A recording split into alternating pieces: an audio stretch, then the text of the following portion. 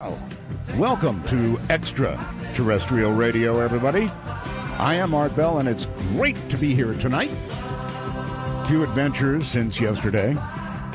You know, though, first I would like to note, in a, of course, non-biblical way, I love my studio. Over the past several days, I've been getting, everything adjusted in the right place. Just exactly the way I want it. I've got this gorgeous atomic clock above me.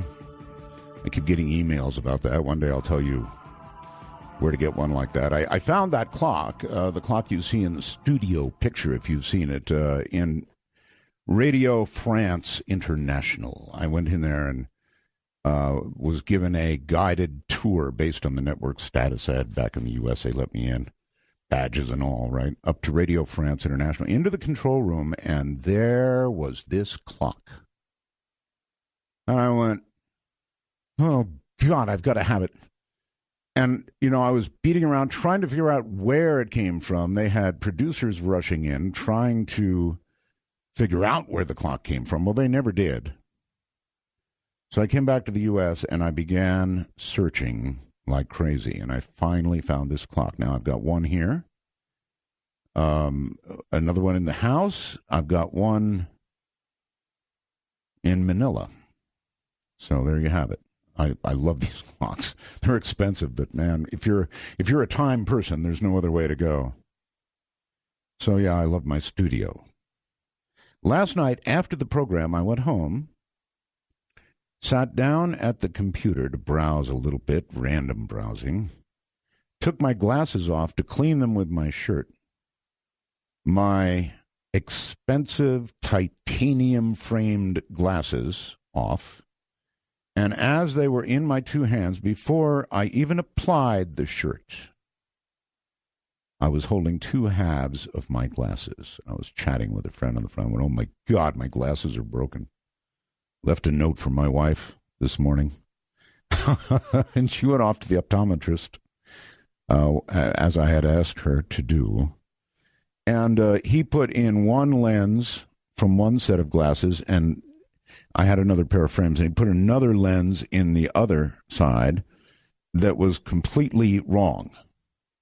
So when I got them back, I put them on, I went, whoa, this isn't going to work. How am I going to read anything on the air? So anyway, it's all straightened out. Titanium, my foot. By the way, last night, Dr. Greer, his wife, Emily, she's a sweetheart, and she told me, look, Dr. Greer is really tired. And he's been hopping from continent to continent. Remember, he talked about that secret meeting. Continent to continent, and he really has been. And I said, well, sit him down with a cup of coffee. And I think she's sat him down with a cup of coffee and a pot of coffee and maybe some Red Bull. I have no idea, but boy, that guy could go. All right, I've got some news for you. And by the way, when a guest goes like that, there's nothing to be done. Either you interrupt them and you get, it sounds really rude, or you don't. And that's about all you do. And I don't interrupt. I've got good news for you. Oh, Canada. Oh, Canada. Guess what? Canada was unable, a whole country, mind you, was unable to call our 800 number. Which, by the way, is 800. Oh, no, it isn't. It's 855. I guess it's still technically in the 800s, right? 855-REAL-UFO or 855-732-5836. Now Canada can call. They've unlocked the entire country of Canada. Thank you very much, SiriusXM. And thank you for other things, too, SiriusXM. Thank you for the sound quality. I've been getting a number of emails saying, my gosh, Art, the sound quality is really superb. And you know why? Because SiriusXM upped the sound quality for this show. That's right. They upped it. So now you know, but I want to thank them for that. I'm very sensitive to sound, as you know. You know how I feel about cell phones, right? Well, they've upped the whole sound quality. I'm talking about on the satellite. No minor matter. Big improvements in the wormhole. I could barely read it before, and now Keith has made it friendly. Has a blue background, white letters. I love it. So, a lot of changes down here. I want to remind you that if you have a guest or that you think would be ideal for the program, you want to contact Paul Bowman. Paul loves getting emails. He's been telling me how much he loves getting emails. So if you have a guest you'd like to book for the show, go to artbell.com and find Paul Bowman's name. He's my producer, and he will take care of you. So there's one other thing. Here in the desert, normally we have really, really clear skies. Absurdly clear skies. But right now, and since this morning, we have had this haze. Oh, it's freaky. You can't see the mountains. You can't find out where the haze is coming from. Normally, if there's a fire, we know about that, and then we get smoke or whatever from California or wherever. No fires. No reason for the haze. No statements from the Weather Bureau. I hope it's not Fukushima dust. So, and this, one last sort of note, and that is, last night we were discussing, everybody wants to welcome me back to radio, and, that's really cool. And I know you're all welcoming me back to radio. But instead of doing it, we're going to adopt from Rush. Rush used dittos. Well, somebody sent me an email, and I don't know how to give credit because wait a minute, maybe I do. Yeah. How about this? Fred. How about Roswell's, folks? If you want to wish me welcome back to radio and all that stuff, just call up and say Roswell's, Art. And that'll do two things. One, it will take care of welcome back, and it's great to hear you again, and all that sort of thing. And two, it'll keep Roswell on everybody's mind, as well it should be. Looking very quickly around the world, Beirut. Seems now they've mapped out the trajectory of the rockets that delivered the nerve agent sarin. And the trajectory looks right at the government. So 'twas not, apparently, the rebels gassing themselves or anything like it. Just what you thought, the government. They're the ones with the rockets. Passengers screamed stop, stop seconds before their bus crashed through a crossing barrier in Canada and then into a commuter train during the morning rush hour in Canada's capital on Wednesday. 6 dead, 34 injured. In Egypt, they're letting the ousted President Morsi talk to his family, and he's okay, I guess. In Mexico, they've got storm after storm after storm. And I believe there are as many as 80 dead now there in the hurricanes that have been spinning up off the coast of Mexico. So not good news.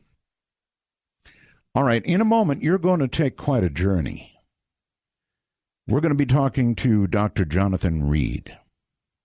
And boy, let me tell you, this guy has a story to tell that's going to curl your hair. So stand by. Let me talk to you for a moment. You trust me, right? I hope you trust me after all these years. It's something called the Sentinel Ally. And boy, is it an ally.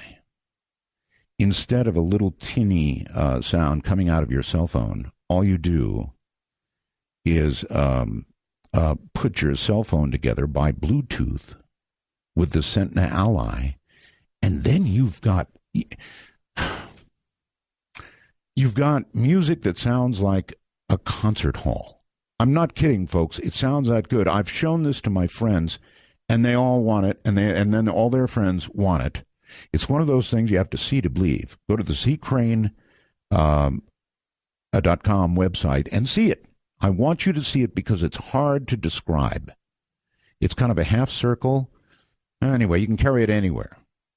It's light, powerful, rechargeable, can accept Bluetooth, USB thumb drives, SD cards, and on and on and on, anything you want.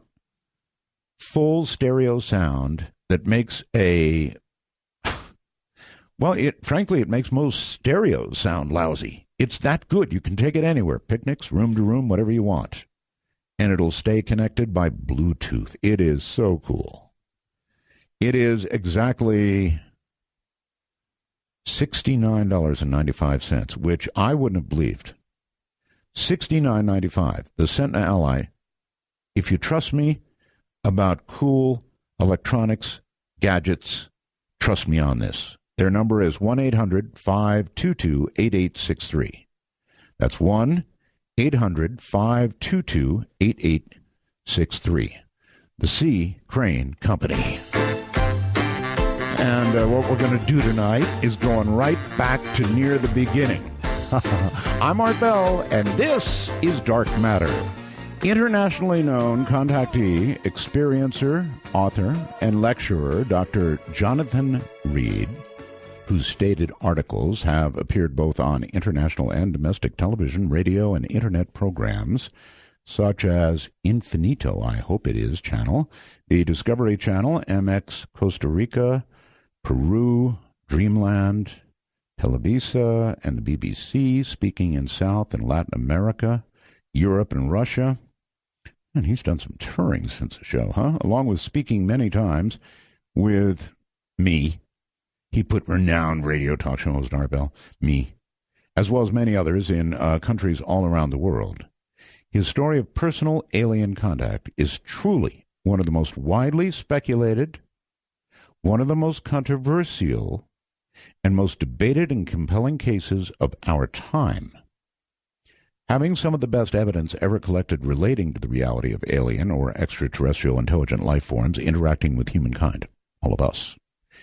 His case has also been featured in varied ET articles, television programs, literature, numerous publications around the world. Ladies and gentlemen, Dr. Jonathan Reed, great to hear your voice, buddy. I am hearing it right. Happy Roswell, Mr. Bell. There you are. Just say Roswell's. Roswell. That really does it, Roswell's. So, how the heck are you, Dr. Reed? Boy, you got a few days? I got a few hours. I'm doing good now, and we'll get into some of those details later, but I'm doing well, and I certainly appreciate the opportunity to be back on with you.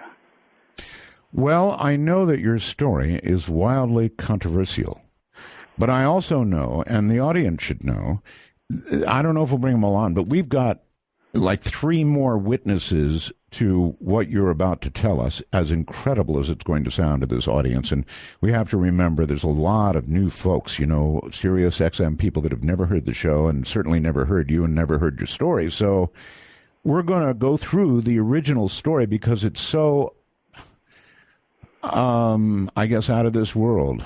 Is a fair comment? Well, it definitely warrants some time to consider all the steps that I went through, because I always say, look, if I hadn't have experienced this myself, I wouldn't have believed it either. Mm-hmm. So, yeah, of course, I'll just wait. I want to ask you how the years have been in reaction to the story, but not now. Let's do the story so we get it out there. Okay. All right, well, where did it begin? How did it begin? This all happened back in August 15th, 1996. That was a Tuesday in Seattle, Washington, near Seattle, Washington. I had gone for a hike, a day hike, with my dog, Susie, who was a 7-year-old golden retriever. Is that a fairly common thing for you to do, to take a hike in the woods? Sure. To get out of the city, which is where I was living at the time, about, a 45 to 50-minute drive to a beautiful pristine area near Snoqualmie Pass, about 60 miles from east of Seattle. Mm-hmm. Okay. So we just got in my Jeep and my dog and I, as we did so many times, and drove to the mountains and parked where we normally parked. And okay, at this point you're alone, right? Pardon? You're alone, right? Yeah, just you and your dog. Just me and my dog. Okay. In the afternoon. This was, at that time, it was about 1 o'clock in the afternoon. Okay. And so That's we just got out, and like I said, it's the Pacific Northwest, Washington State, is a beautiful evergreen area that has lots of trails and old logging trails, and that's essentially what this was. We had been there many times before, casually walking, occasionally seeing some wildlife. Early in the day when we started walking, we saw some deer. And this was common, and you could take your dog off the leash and let her run, and she could just have all I know, that and the Northwest is gorgeous, Doctor. It's just a gorgeous place to live, and when the weather is nice and it's not raining, then, and particularly in August, I mean, August 15, middle of August must have been really October nice. 15. Oh, October. Yeah. October. Well, it was getting a little nippy by then. Well, it can get crisp late in the afternoon, but we have some late summers. And this happened to be a very warm, late summer day. It was a little bit overcast, but for the most part, very, very nice fall day. Okay. So we just continued to walk down this old logging trail, occasionally stopping to chase raccoons or look at some of the wildlife and just casually walking. And about an hour and a half into this walk, my dog, Susie, who took off running, scampering through the woods, which was not uncommon. She would either chase squirrels or raccoons or something. But it was her freedom. It was her time to, escape the leash from the city. Sure. And she was a great dog and followed direction well. She would come when I called her, and she would stay next to me when I would say stay. So she was pretty obedient. But this time she ran off, and she was barking, and I didn't think too much of it at first. And then I could hear her barking, the sound of her barking change. It sounded more like she was in a little bit of distress.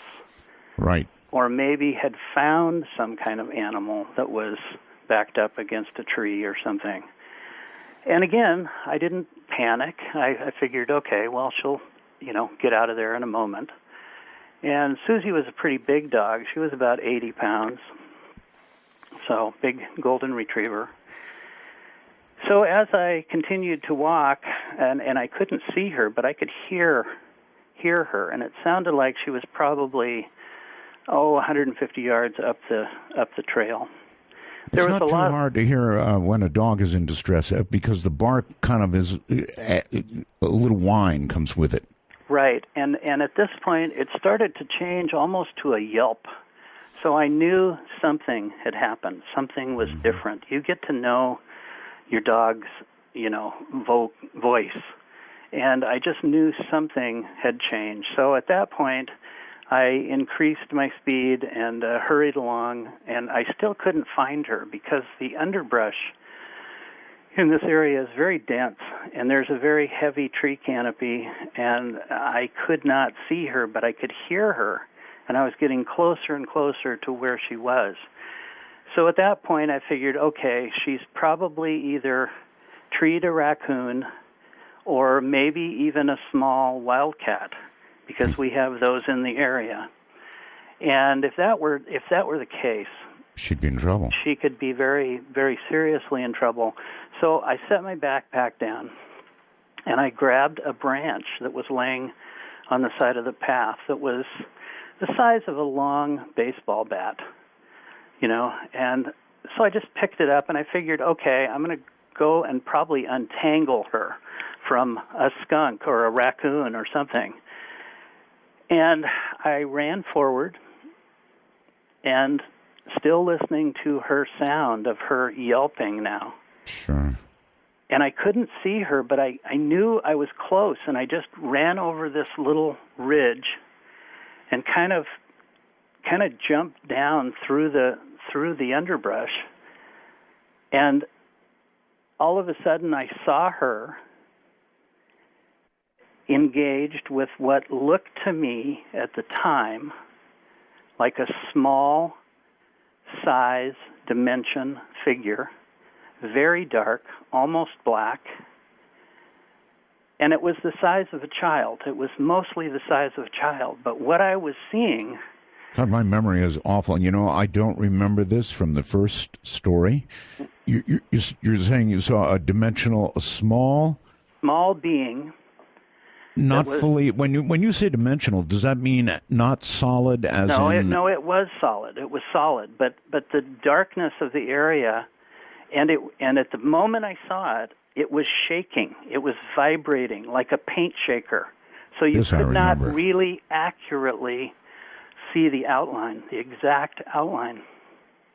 And now that I remember, shaking like a paint shaker, kind of vibrating, so that very quickly. Yeah, extremely quickly, so that all I could barely see was the outline. But my dog, it appeared to me at first that my dog had this thing by the arm. And I yelled, "Susie, let go." And then I realized, and this is what everyone needs to try to remember. From the second that I first stepped down to see this scene, it was approximately 10 seconds. Right. And a lot of times in real life, when something this incredible is happening to you, time kind of slows down. Oh, exactly. And even describing it doesn't give it justice to how fast it happened. And anyway, what I saw was my dog it looked like my dog with her mouth was attached to the forearm of this thing. And they were both vibrating, and my dog was yelping. But then all of a sudden I saw clearly that it wasn't my dog that had a hold of this. It was the arm of the thing that had actually extended, if you can imagine, part of your arm molding itself on the head of my dog. Oh, Lord. You mean kind of disappearing into the head of your dog? Grabbing the outside of the head of my dog, and then before my very eyes, I saw my dog being torn apart at the jaw. I mean, her body was ripped from her jaw down to her backbone. There was blood everywhere. And at this moment, this thing stopped and looked at me. It stopped shaking just for a second and looked at me with these big, dark eyes, and then turned back to my dog, and my dog started to literally implode, literally disintegrate into what looked like a hole in her body. I mean, it literally started to just get smaller, like if you can imagine something vacuuming something up from the inside out. Her body started to fall into this dark space, and then all that was left was this white, gray ash that fell to the ground. And at this point, I jumped forward and hit this thing as hard as I could in the head with this bat, trying to kill it. And it screamed, and I screamed too. You had a bat? Well, I had picked up this branch. A branch. You're right. Along the way, I had just I got you. Up. Okay. I, in other words, you were expecting probably to be fighting off some animal. I was going to, right, exactly, to detangle her from some kind of animal. Got it.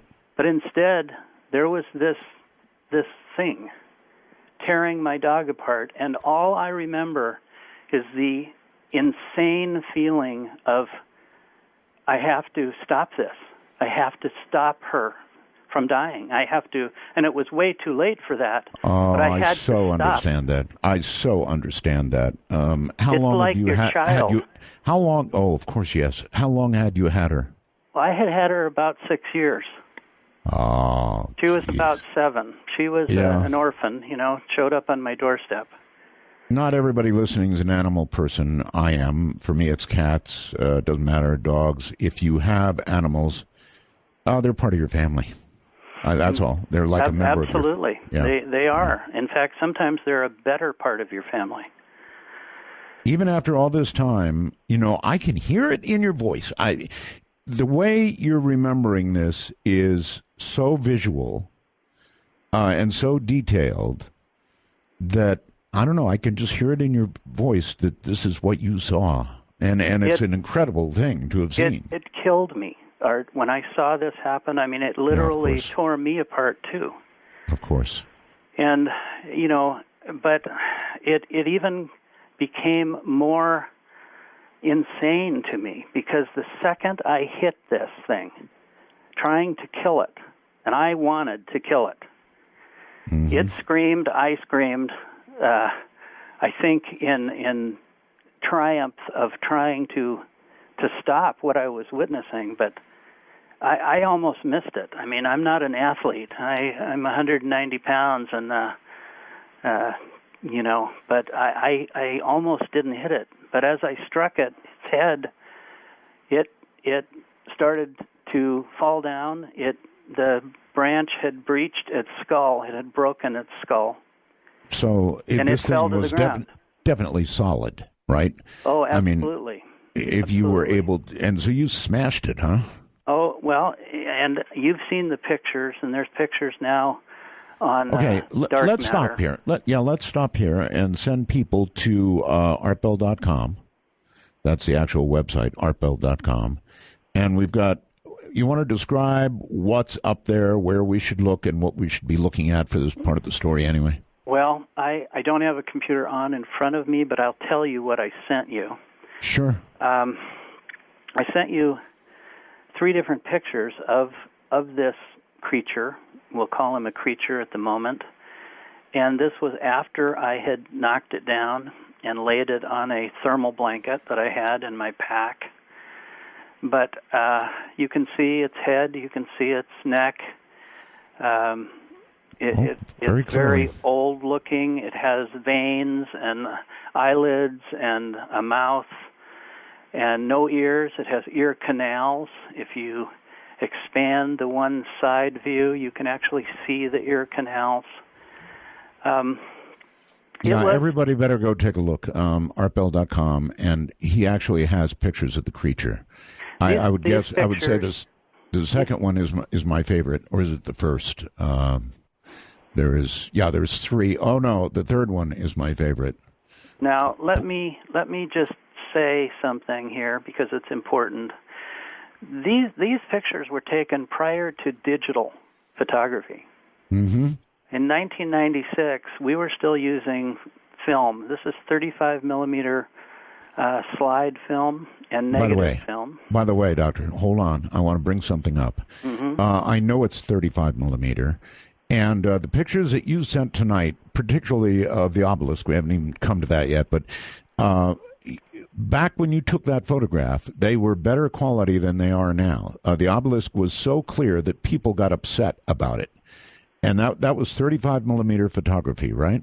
Yes, 35 millimeter, and a good camera, good Nikon camera. What happened to the better quality photographs that you originally supplied to us? Well, when I was told today that I needed to send some additional things, I contacted some of my team, and they sent you what I asked them. As far as original, they're all original. Some are just maybe a little more clear than others. Yeah, I remember the obelisk picture, which was really, really clear. Yeah, well, and it was so clear that people complained about it. I've got, let me just continue the story and say I took approximately 4 rolls of film. I took everything I had left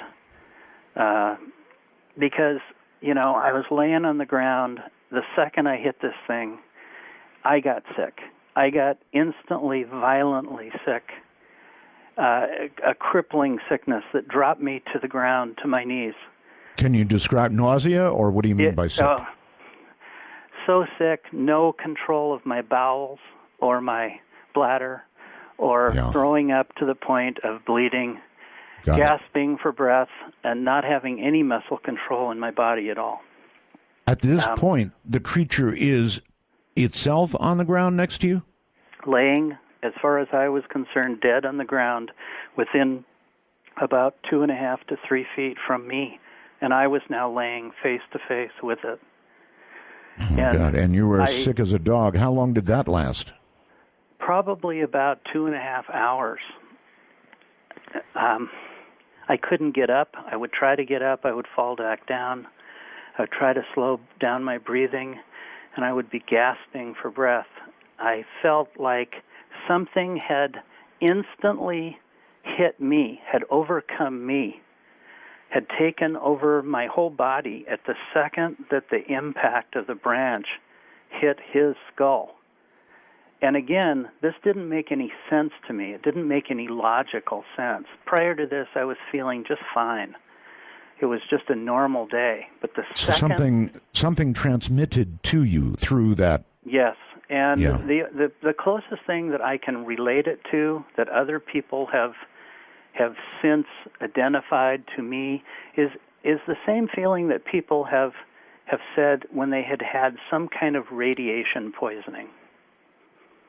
Wow.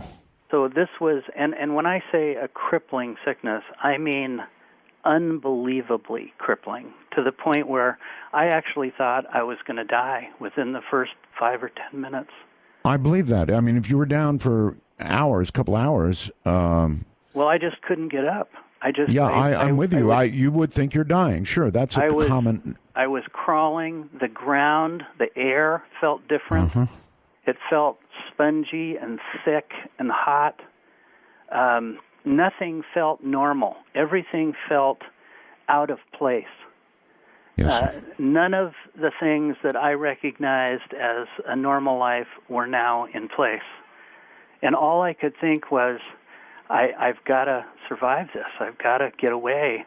And I started to crawl away from the body just to get away, to maybe mentally focus on something else. Quick question. Do you think that the effect that stayed with you for like a couple of hours that you just described to us was from being in continued proximity to that body? I mean, I would do the same thing, try and crawl away from it, but I'm just wondering, do you think that continuing effect was because the body was there, or just from what happened when you cracked that thing in the skull?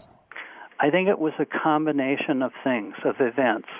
As I tried to crawl away, using what little logic I could find that made any sense, I started to hear a sound in the forest. And it was like a low, ebbing, harmonic tone. And I didn't know what it was. I didn't know where it was coming from, but in my mind I thought, well, maybe it's another hiker. Maybe somebody's got a radio or a boombox or something, and I'm hearing this sound. And I thought, yes, I need help. I hope, that this is what it is. And so I would kind of crawl a little farther, and I'd kind of prop myself up next to a tree, and then I'd get sick again, and I'd throw up, and I'd, just lose all control of my body. Mm-hmm. But I didn't see anything, but I still could hear this sound. I could almost feel this sound. And it was almost like it was scratching in my ears, almost a tactile feeling.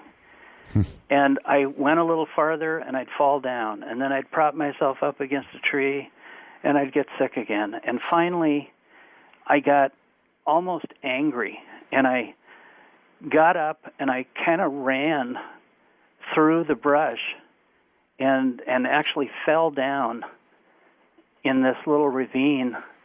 And then I realized I was next to something that was unbelievable. It was a big black-shaped, diamond-shaped object that I estimated to be approximately 9.5 feet long by about 2 to 3 feet high and about 3 to 4 feet wide. And it was black. We've got a photograph. Yeah, we've got a picture, folks, of this on the website. Big picture. And in discussing this, I call it the obelisk because it reminded me of the top of the Washington Monument. And you said you felt a sound. You felt a sound as well as heard a sound. I felt this sound, this ebbing, low harmonic sound. So low that, it was like I could almost feel it in my backbone. Very, very solid tone. And kind of modulating a little bit, up and down, just a little bit. Anyway, I got up, and I crawled up underneath this black thing, and I realized this thing isn't touching the ground. It's anchored to the air. It's not floating. It's not moving. Now, there's a term, anchored to the air. It was anchored to the air. Or defying gravity, right? And I pulled myself up, got up, stood on my feet, and then lost my balance, and I fell against it. And as I fell against it, the sound changed just a little bit. It became more pleasant sounding for a moment. Pleasant sounding. And this thing was cold, like dry ice. When I pulled my hand away, because of the cold, it actually tore the skin off the palm of one of my hands. It was like granite, like polished marble. Nothing pleasant about that. There was no windows, there was no seams, there was no landing gear, there was no antenna, there was just this black thing. And it was hovering how far above ground? Approximately 2.5 feet above the ground. All right. When I finally got enough. No, Doctor, hold it right there. Hold it right there. We're going to take a break. My guest is Dr. Jonathan Reed. I can only imagine, with what I've heard so far, that if it happened to me, I'd be dead. My age, it'd be heart gone. And just with what has been described so far, I'd be gone. I'm sure I would. Maybe not, but I just don't think I'd make it through that. Jonathan, welcome back. Thank you, Art. You don't have a weak heart, I take it. Actually, I've had 2 heart attacks in the last 10 years. You do have a weak heart. But this was 96. Right. I didn't know any better. You're lucky it didn't go then. Oh, absolutely. All right, here you are, you're trying to crawl away from this thing. You crashed into it. It's making you sick. Really sick. Well, I wasn't sure what was making me sick, except I knew something in the whole area was causing me to feel sick and me to feel out of anything that I felt natural with. Right. My world was gone. This was a totally unusual, unparalleled feeling of being out of your own element. I thought I was either completely going insane or that I was going to die from this sickness just from the fact that my body was becoming so dehydrated. And I just couldn't control it. And after I fell against this thing, for a brief second, just for a minuscule second, I almost felt like I was inside of it and then got thrown out. And so you felt it? It felt like it was an intelligent machine. Okay. Like it almost was trying to figure out if I was maybe the little guy that I knocked down. Oh. Maybe because I was the only two-legged breathing thing crawling around. Maybe it was looking for its partner. Okay, maybe I'm going to ask you for the impossible, but how do you? I mean, I understand that you felt it. It was in effect in you, and you felt a kind of a machine. But is there any way to put that really into words? What does a machine feel like? Well, being that it was making this sound, being that it was creating this sound, this big humming sound, and when I touched it, that humming changed. Right. That gave me the indication that, this was somehow generating this sound.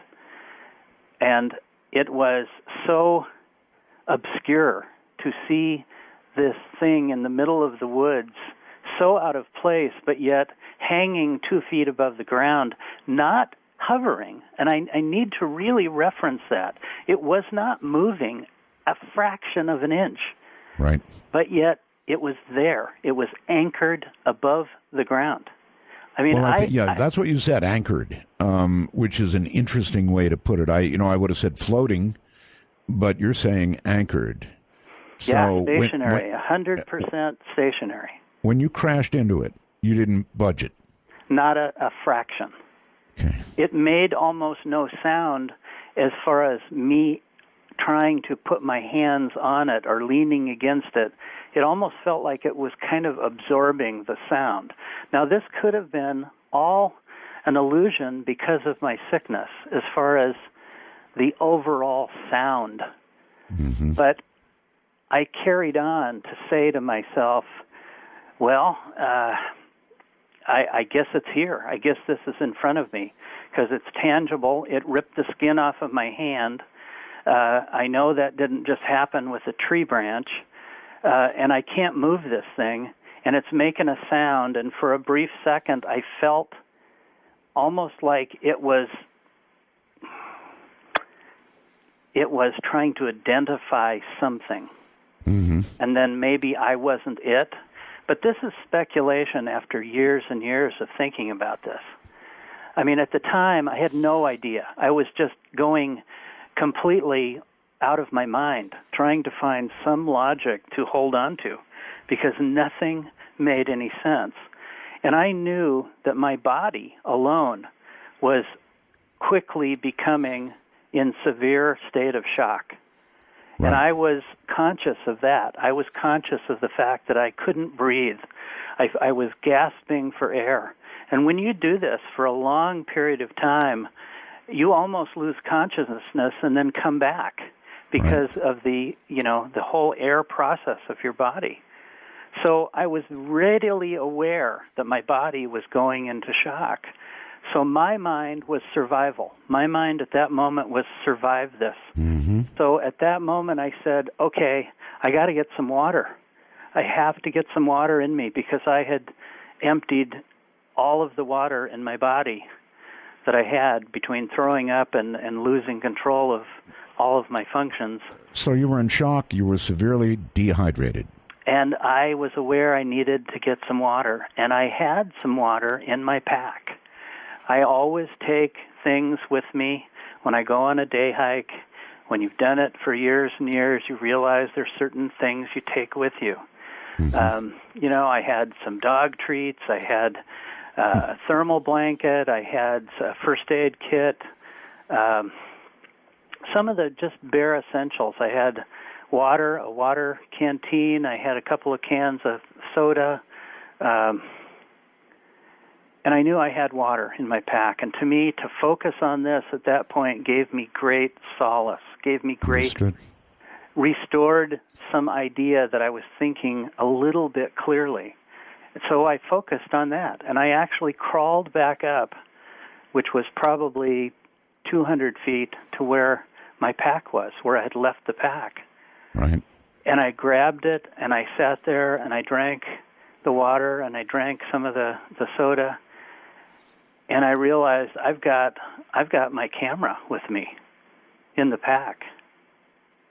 Now, that's some pretty clear thinking after you've described the condition you were in. Well, I had to take the camera out to get to the water. Right. It wasn't clear thinking. It was just the process of illumination. And at that moment, Art, in my head was, none of this is real. I was actually thinking to myself, this has to be all an illusion. I have, somehow, hurt myself or fell down or had some kind of massive stroke, and I am now living in this illusion. That's what my mind was telling me, because none of it felt real. So when I saw my camera, I thought, well, I'm going to take a picture of this, and none of it will come out. And then it'll prove to me that this nightmare is not going on. That was my thinking. I completely understand. Yeah. I've got this in my hand. I know how to use a camera. I was a pretty good amateur photographer. Photography was kind of my hobby. Sure. So I thought, well, I'll just prove to myself that this isn't here. So I grabbed my cameras. I walked back over to where this was. I took some pictures of the body crawling around on my hands and knees. I crawled back over to where this black floating shape was. I tried to clear some of the brush underneath it away. Right. So that it was even clearer that it wasn't touching the ground. And as I did that, as I tried to clear some of the ferns away underneath it, there was a feeling as I moved this stick, this branch to pull away the ferns, like there was a density of the air underneath this thing that was different than the air around it. Almost like if you put a branch or a board in water. Yes. When it enters the water, it has a resistance that's different than the air. And this was the same thing, except it was just the air underneath this object that was more dense. And again, I couldn't explain it. I didn't even want to rationalize. All I'm doing is seeing it in front of me. And I'm focusing on, okay, take the picture. Don't think of anything else. Just work your camera. You know how to work the camera. It was pretty much automatic anyway. And I concentrated on that. I totally focused on, almost obsessively, on take the pictures, Jonathan. Sure. And because it gave me, again, some kind of promise of logic, because I knew how to take the picture, I knew how to take the film out of the camera and reload it, and I just kept saying, I'm going to do this, I'm going to take this, I'm doing this now, I'm taking the picture. And I did. And I also had a video camera with me. And I videotaped this whole area under the state and condition you had I recovered was in. You had really recovered a lot to be doing that. Actually not, Art. If you hear the videotape, I am so hyperventilating and so stopping and so throwing up during the videotape that it's clear that I was not recovered. Art, I am just a man, and I was running on pure adrenaline and only holding on to that logic that kept me moving forward. Because I didn't want to think about what had happened with my dog, what had happened with this creature, what had happened to me. I didn't want to think about it. I wanted to just be healthy. I wanted to just come out of this nightmare at the moment. So that was the only logic going on. Now, Art, you've had some of those photographs from years ago. Oh, you yes. even had the negatives. Oh, yes. Listen, folks, these photographs are so clear. I wish the ones that we had up on the website for you right now were as clear as the original photographs. They were so clear that people raised hell about it. Usually it's, it's a fuzzy photograph of a UFO. This was so clear that people complained. And Dr. Reed is right. I have the negatives to these photographs. Story over. And we also had other people, independently look at the negatives and look at the videotape, and it is exactly what it is. It's just normal negatives, normal positive prints. There's was no, there any no reaction? tampering. Yeah, was there any reaction to either by the object or the creature to the photographs being taken? Well, as far as I was concerned, the creature was dead. I mean, his skull was broke open. There was a 2-inch hole in the back of his skull. It had cracked the intracranial sac. The blood was everywhere from it, and was it wasn't red? Was it red blood like ours? Yes, exactly like ours. Is it your impression that the obelisk was a vehicle, or was it a companion, or what was it? Well, I've never felt it was a craft. Many people have said it was a craft. Mm-hmm. I have felt that it was something else, but it was, in my mind, it was alive. It was readily sensing the area and or causing my body to be in such distress. Maybe it was a defense mechanism. I don't know. But it could have been a portal to another dimension. It could have been a doorway or a toolbox. Okay. From its size, you wouldn't think it would be the craft, but as you point out, it could be still a means of travel from wherever to here. Yes.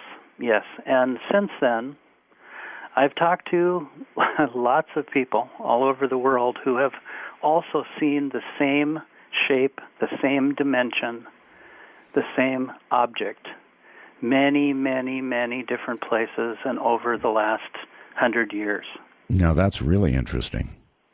In other words, after you originally told this story on my program, you did a lot of, touring? Well, I once you allowed me to tell my story, and you were the exclusive first point of me going public.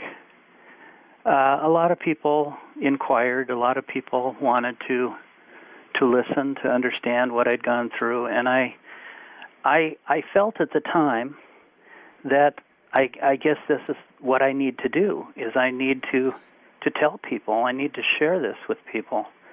Well, I don't blame them. Anybody, for example, even right now, and it's almost as though you're remembering more than you did then. Anybody listening right now is going to be aware that this is a serious story of contact. So yes, I'm not surprised that. Well, it's serious, but what I want to add in is I've since learned, Art, that there's thousands of people who have very similar stories. I know, but they don't have very similar evidence. That's right.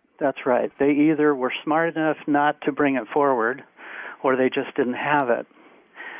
Look, I'm not. I was not experienced into this. I was never a believer or even a prescribed interest into this field. I didn't even like science fiction. I was a serious scientist, a doctor that works with logic. So this was totally out of my element, not even of my interest at the time. So my whole paradigm began to collapse because I could not find any logic. You realize, and I'm sure you've met with this, that these kinds of stories, doctors, scare people. And when people get scared, they get defensive and they start screaming hoax and all the rest of it because it scares them. It really scares them. And I don't. Well, like them. I said at the beginning, Art, if this hadn't happened to me, I wouldn't believe it either, except for the fact that there's a lot of physical evidence. There's tons and if of it. there wasn't physical evidence, including photographs, including video, and including some other things, then I definitely can see how people would be, hard to see it as being anything other than just a story. Sure. All right, well, let's pick up because there's so much more to it. Now, you've taken the photographs. Taking the photographs, I put everything, video, kind of crawled back to where I had dragged the pack and drank the water. I drank more. I tried to rest. I tried to not hyperventilate so much so that my body could kind of stabilize. But still, it was in a state of flux. It was not at all calming down. Right. But I felt more, shall we say, more stable. Maybe just because I was doing something and accomplishing something with the photograph. Well, yeah, something familiar that will really help you when you're in shock. And so when I was putting all this, taking the cameras out of my bag and grabbing the water, I pulled everything out of the pack, out of my day pack. And I just kind of, threw it on the ground as I was grabbing for the water. Well, one of the things that I had was a thermal blanket, which is, for people who don't know, it's a mylar type material, plastic that you can wrap yourself up in if you find yourself in the snow or if you find yourself in distress in the woods, to keep your body temperature from, reducing. It really works. Oh, they really work, and they're very, very lightweight. I mean, it's nothing more than a very thick plastic wrap, actually. But it's strong. It's got some strength to it. Mm-hmm. Well, I had pulled this out, and it was all in a little package, all folded up in a little package, and it's kind of a silvery gold color, and I'm sitting there with my cameras and putting kind of stuff back in the pack, and I'm thinking, what am I going to do? Now what am I going to do? Right. It's an hour and a half back to my Jeep from walking comfortably when I arrived. Now I'm crawling on the ground. What am I going to do? So I thought, well, I gotta take this body, and in my mind I'm thinking, I gotta take this body and put it somewhere where the animals won't get to it. I think I would have been afraid to touch the... Well, I was. I was afraid to touch it. I was in fear of everything. But my mind logically said, cover it up. Cover it up so I don't even have to look at it at this moment. That I get. So I tore open this thermal blanket from its package. I opened it up, and I spread it out over the top of this body and just left it like that for quite a while, just not looking at it anymore. Just kind of letting my mind go away from it. And that felt better. It felt better not to look at it. So I thought, okay, well, maybe I should take some rocks and place around the edge of the blanket so that, animals don't get at it. Well, there weren't any rocks. And it's high enough in the woods and the mountains where there just wasn't any exposed loose rocks. Right. And I thought about, well, maybe I can find some more branches and pile it next to the edge of this little rise, this hill, and just kind of cover it up. So, later maybe I can come back and bring somebody back and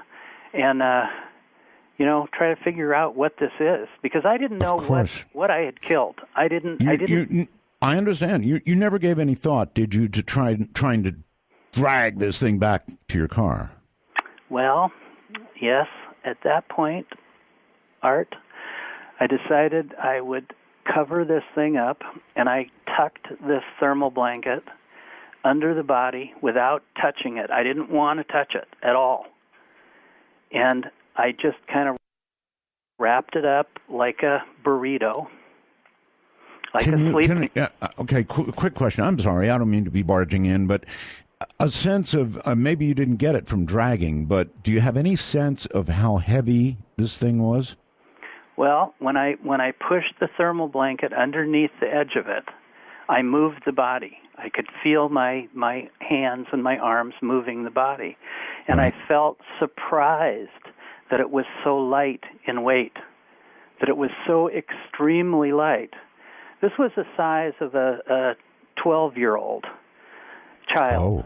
Oh, that's pretty big. Yes, it was about 50 53 to 56 inches in total height. But it weighed probably 50 pounds. Huh. So it just didn't make any sense. Of course, nothing made any sense, so why should that be anything different? And at now, that point... Didn't you tell me you were an hour and a half from your car? Yes. Yes. Okay. So I wrapped it up.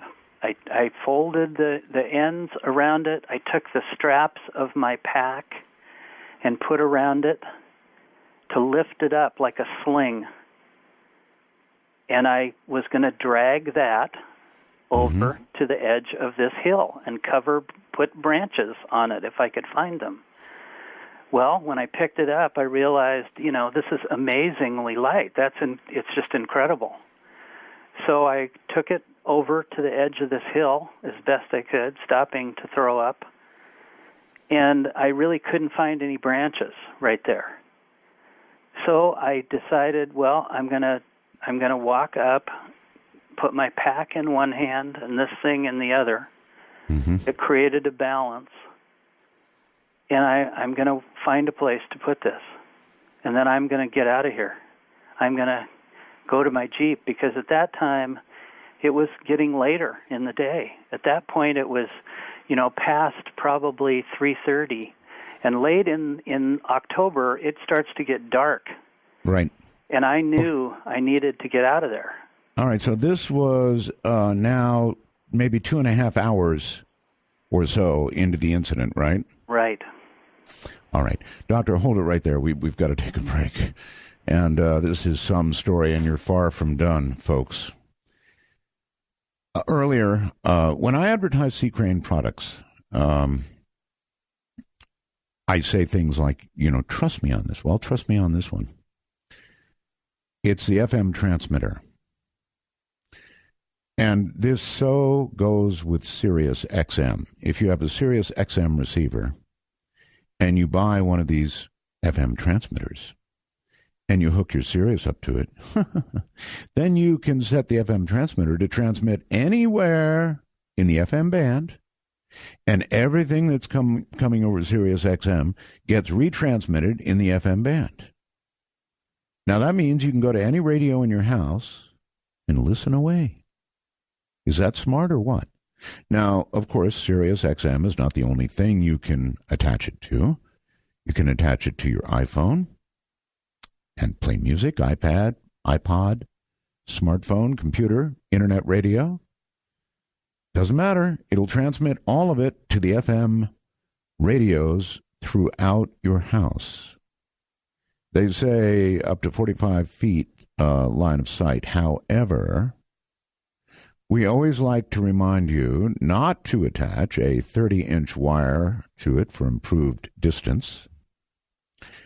We like to remind you not to go to the internet and look up ways you can fiddle with it. It's powered by an AC adapter, runs on 2 AA batteries if you want it to. I prefer the AC adapter. Covers the whole FM band.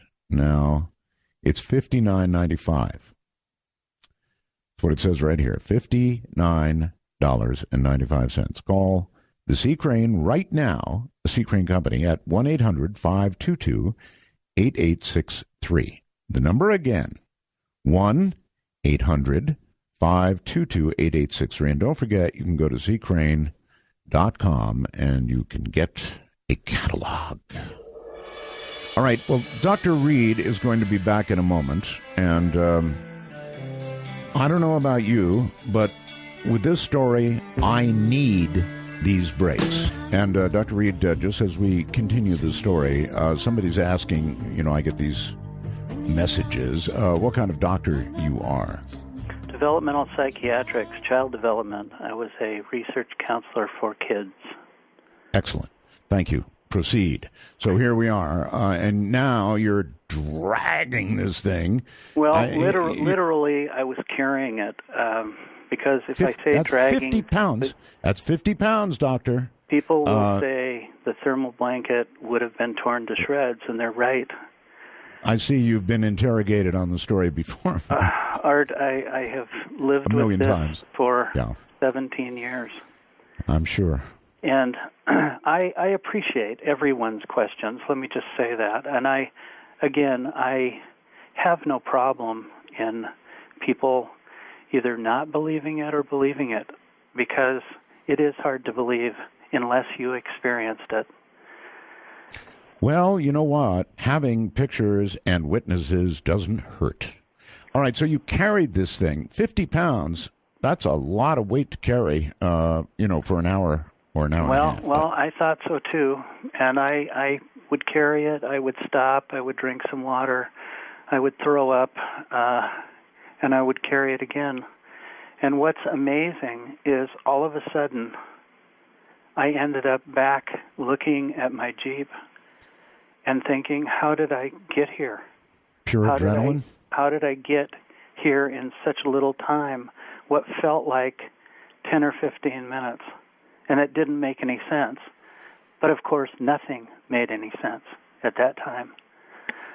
Nothing, there was no reality except what I was looking at, what was in my hand, was my key for my Jeep, and that looked comfortable. That looked like home to me.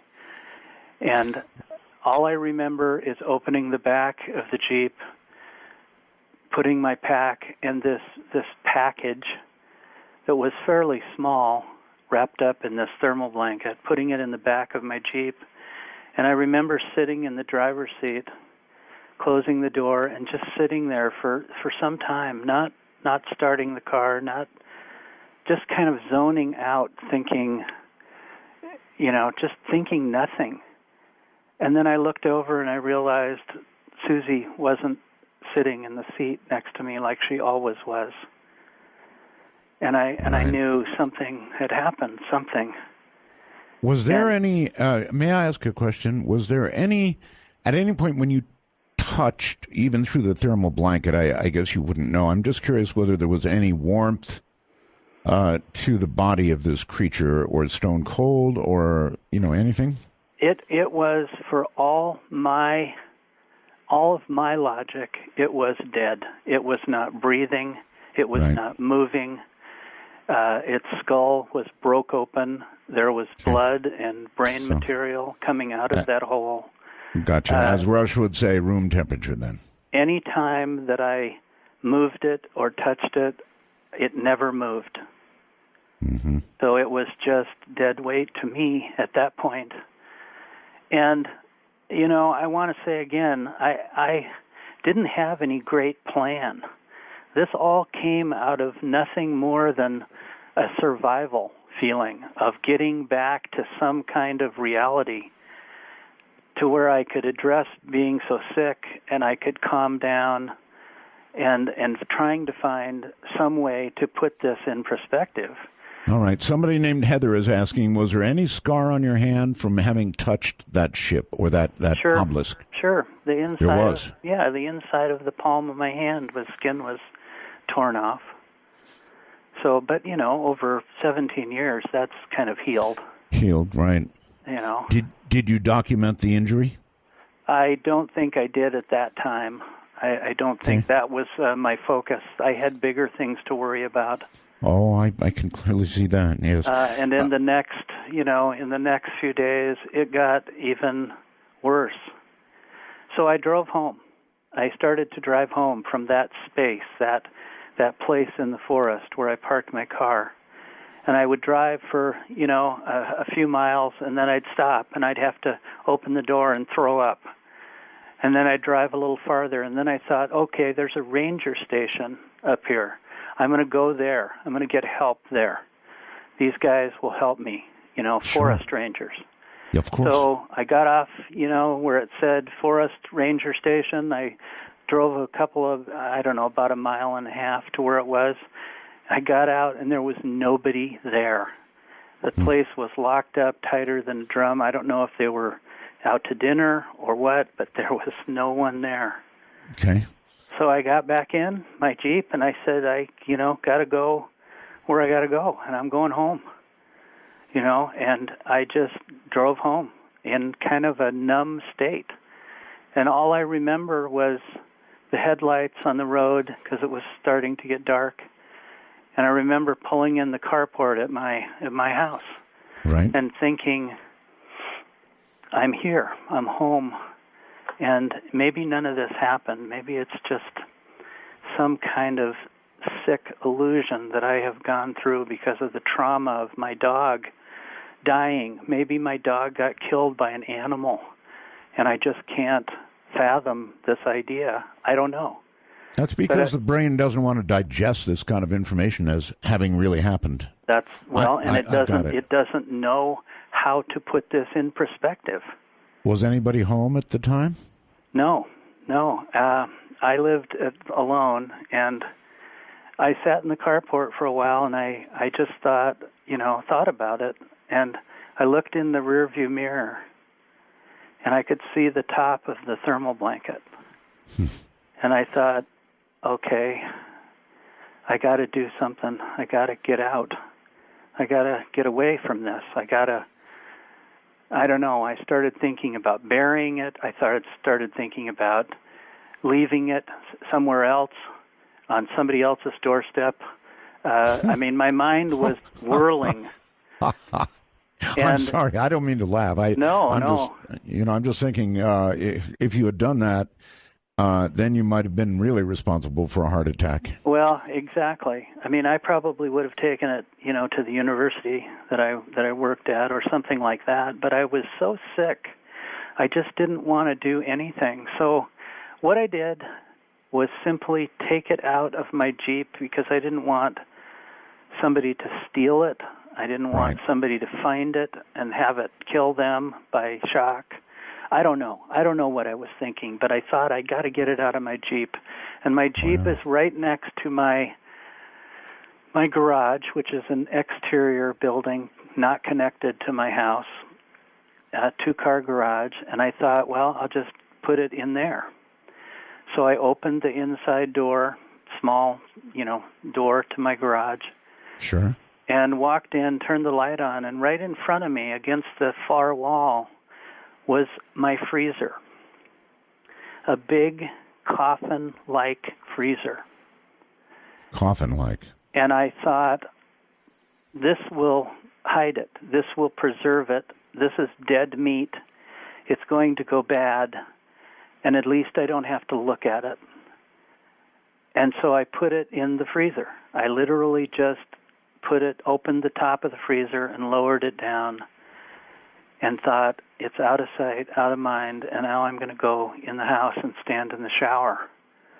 And this was over your meats and frozen? No, there wasn't much in that freezer. There was a separate rack that I just took out that had some frozen things, and Art, I didn't care.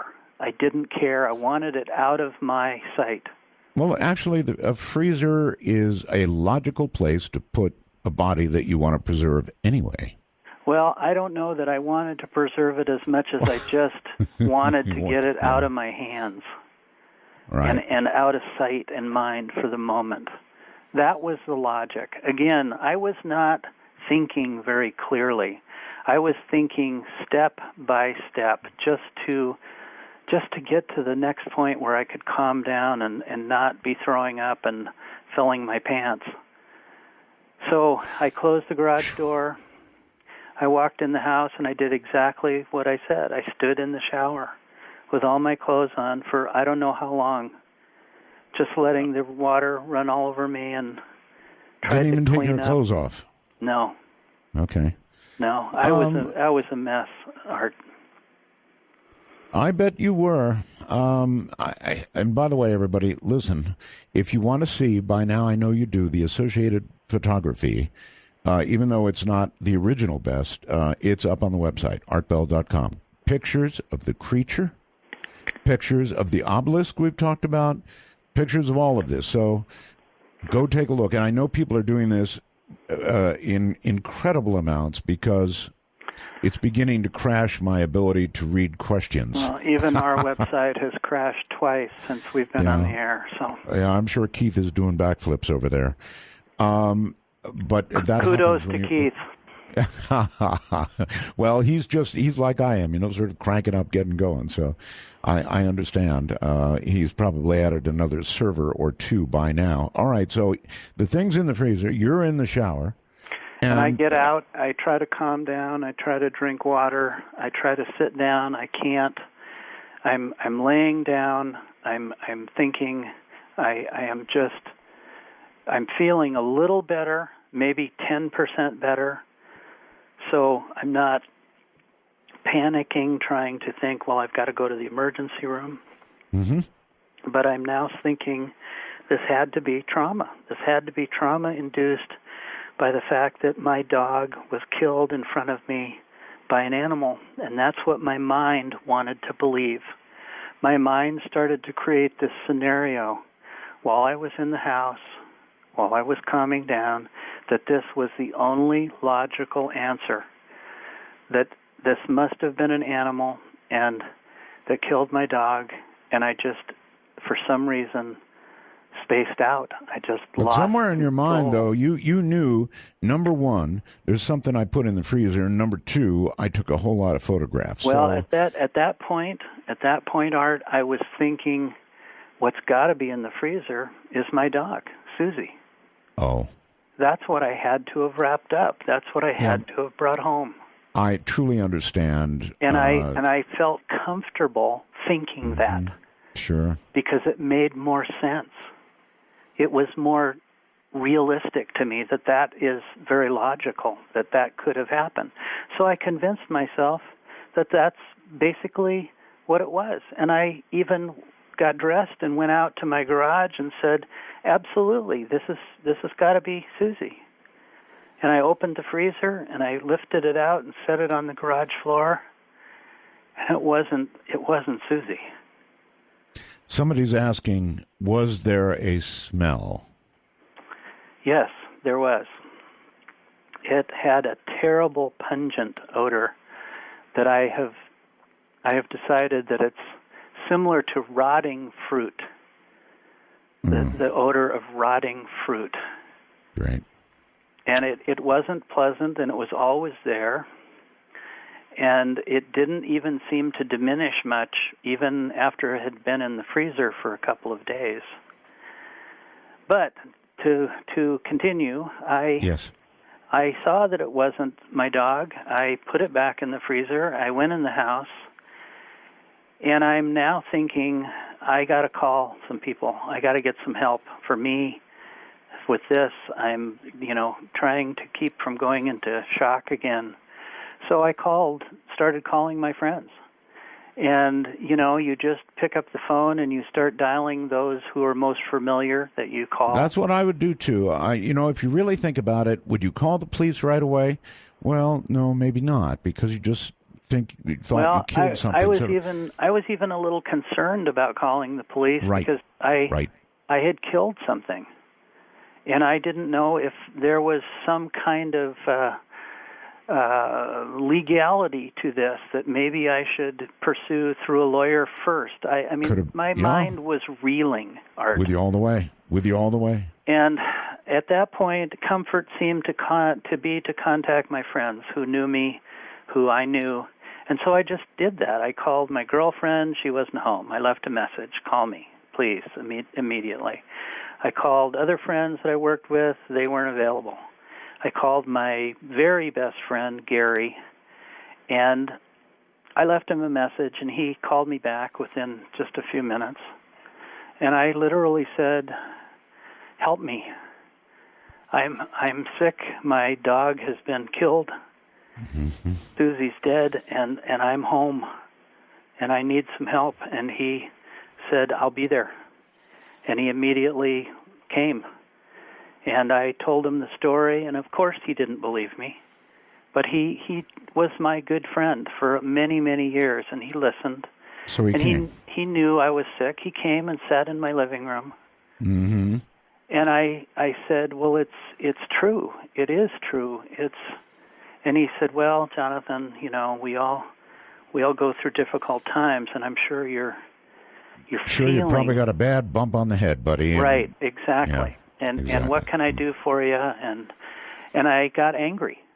And I said, come with me, and I'm going to take you and show you. And he's reluctant, and he's saying, Jonathan, you just need to rest. You just need to calm down. Mm. And I took him to the garage, and I opened the freezer, and I laid it on the floor. And I showed him, and I said, tell me that you don't see this. Tell me this isn't what you see.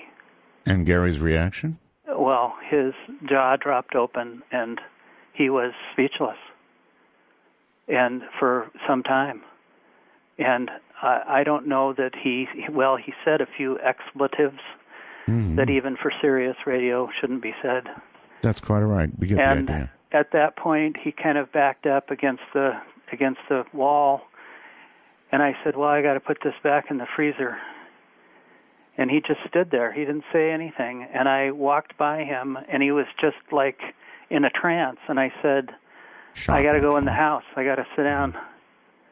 Shock. And he followed me in, and he sat down and just sat in my living room, almost speechless. And I said, it's true. This happened. And he just looked at me, and he said, it's incredible. And I said, I have videotape. You want to see it? And he just, again, stared at me like I was insane. And I took the videotape that I actually recorded in the forest, and I played it on my television. And it was there. It was all there. The black floating object, the body, the white ash from my dog. Did he regain enough of his sensibilities after watching all of this to give you advice to... Yes, after some time, after drinking about a half a bottle of scotch. No. I get. He came to the point where he says, well, I know what this is. And I said, no. Was that the both of you consuming the scotch? No, I was pretty sick, and I didn't want to go there. I was just drinking as much water as I could get in me. But he finally said, he says, Jonathan, I know what this is. Oh. And I kept saying, no, I don't know. I don't know what this is. I don't know. And he said, it is. It's got to be some kind of extraterrestrial or some kind of biological creature that somebody created. Well, I'm just looking at the photographs, and I'd say definitely E.T.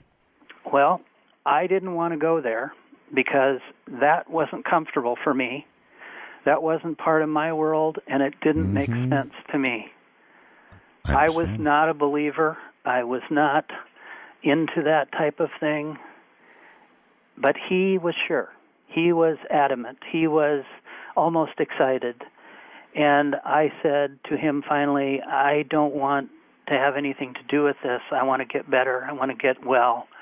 And he said, well, we need to tell some people. And I said, no, we don't. We need to be careful, because I don't want people tearing my house apart. I don't want, And that's what would have happened. Well, that's finally what did happen, Art. Right, I know. We'll get there. So, okay, there's so much more to this.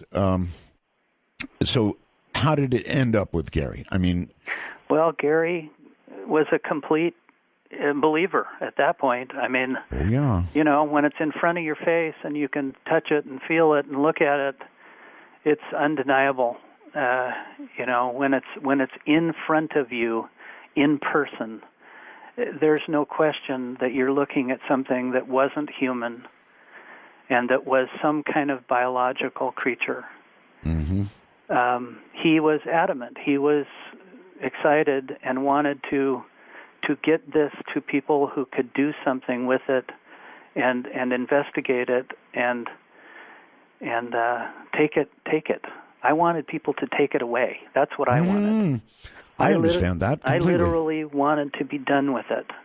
So when he started to tell me there are people who are into this and will help you, will help us. Now it was us. Now it was his project. And I was happy at that. I was very happy for that because I really didn't want to deal with it in so many ways. But he said, we're going to call some people. We're going to start making some inquiries on who would be the best to talk to. And he said, we talked about this at long length. I said, well, we can bring some of the other professors that I work with at the University of Washington. That would have been good. Anthropology people, other sure. medical doctors, we can all bring in. Well, we made a list. We started calling those people. Some of those people came to my house. Some of those people saw the body. Some of them didn't come. And how many saw it? How many, Doctor? During the first 9 days, and there's a reason I'm referencing 9 days. Okay. There were probably, including Gary and myself, there were probably 8 other people, right. or 10, let's say 10 people. And that included some of my own family, some of my girlfriend, some very good close friends of mine, and some people that I worked with who I respected. So there was no question that this was really there, because other people saw it, other people even took pictures of it. But to make the story, long story short, the sanity of this was short-lived, because the next day when Gary started to call people, we started to realize that there was funny sounds on our phone. There was extra little click sounds on our phone. And I thought, really? Well, why is that? And then we called some people who were from supposedly the MUFON group, Mutual UFO Network. Yep, I was going to ask about that. And we told them, what if somebody had something like this? Kind of similar to the fax that you were sent, Art. Right. And what would you do? Who would you talk to? Who could you trust? What would you actually do with something like this? So we started asking those questions hypothetically, but seriously. Most people hung up. Most people, we called Air Force, we called the police, we called a lot of different groups who basically didn't want to have anything to do with it because they thought it's a prank. It's got to be some kind of a fraternity prank or something. Sure. But when we called the MUFON people, they were excited. They were very happy. They gave us good information not to tell anybody else, not to talk about it. They wanted to meet me in a public place. They asked if I could bring some of the pictures, if I had them developed. And within a day, I had them developed. Within a day, okay. Yeah. Photo processing, there was a lot of independent photo processors who you could run the film up to, and they'd have it to you, in 4 or 5 hours. Right. So that's what we did. And so anyway, consequently, we met with these people. I gave them a box of things, pictures and some negatives and a few other things. You had an awful lot of proof. Yeah, I did at that time. And I gave it to them, and then they said, okay, well, here's, another number for us. Call us back. And, we'll definitely be talking to you by tomorrow at a certain time. Well, that time came and went. They never called. We called the number. It didn't exist. It was an out of order number. We called a MUFON number that was listed in the directory. That's, a paper book for those who don't know, the phone book. And they said they never had heard from us. They said that they had never gotten a call from us. So somebody had intercepted right. my phone calls, had, pretended to be MUFON, and now had about 50% of my evidence. So, and then it got worse. And then people started coming to my door and knocking on my door. 3 individuals who were dressed in black, who drove a great big black car, and who were very strange the way they talked to me. In what sense? How? In that it was almost hypnotic, their conversation. It felt like you were a little bit sleepy when they were talking to you.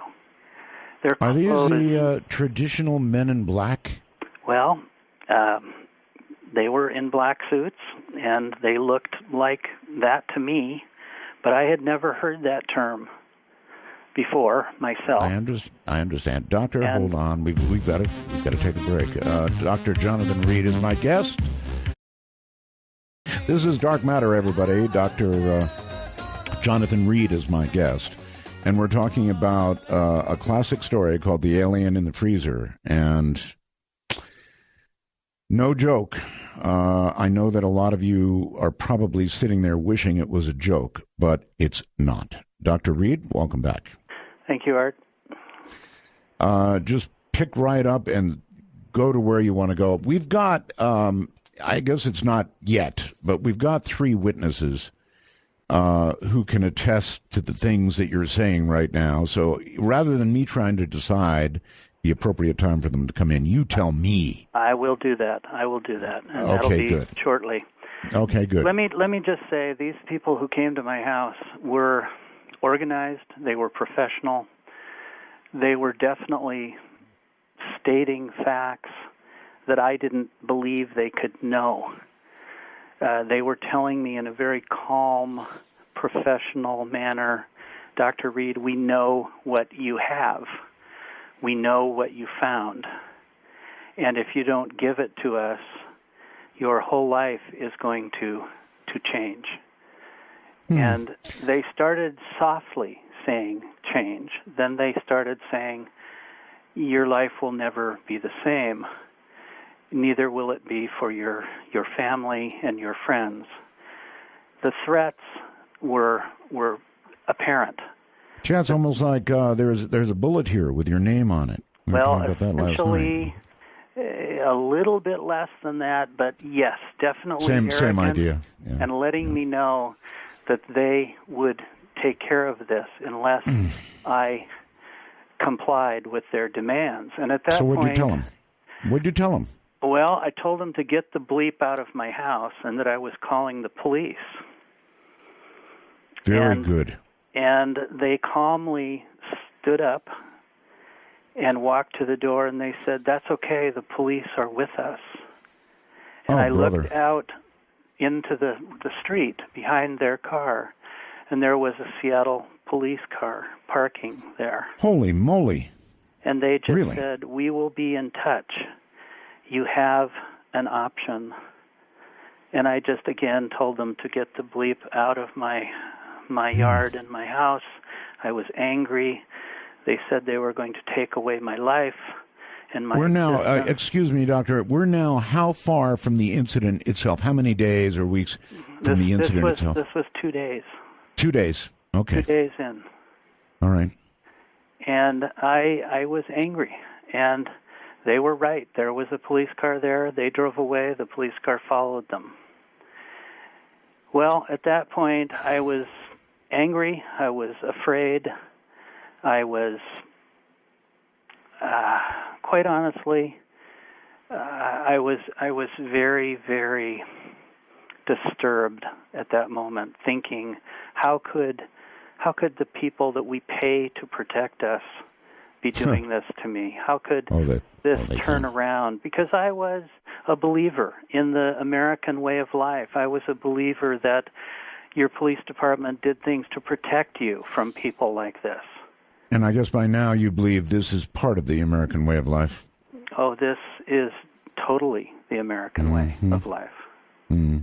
And now I've had it proven to me time and time and time again. American exceptionalism. Mm. So, at that moment, I decided that I guess I couldn't trust those who I had hoped for. and I decided to take things into a little bit different direction.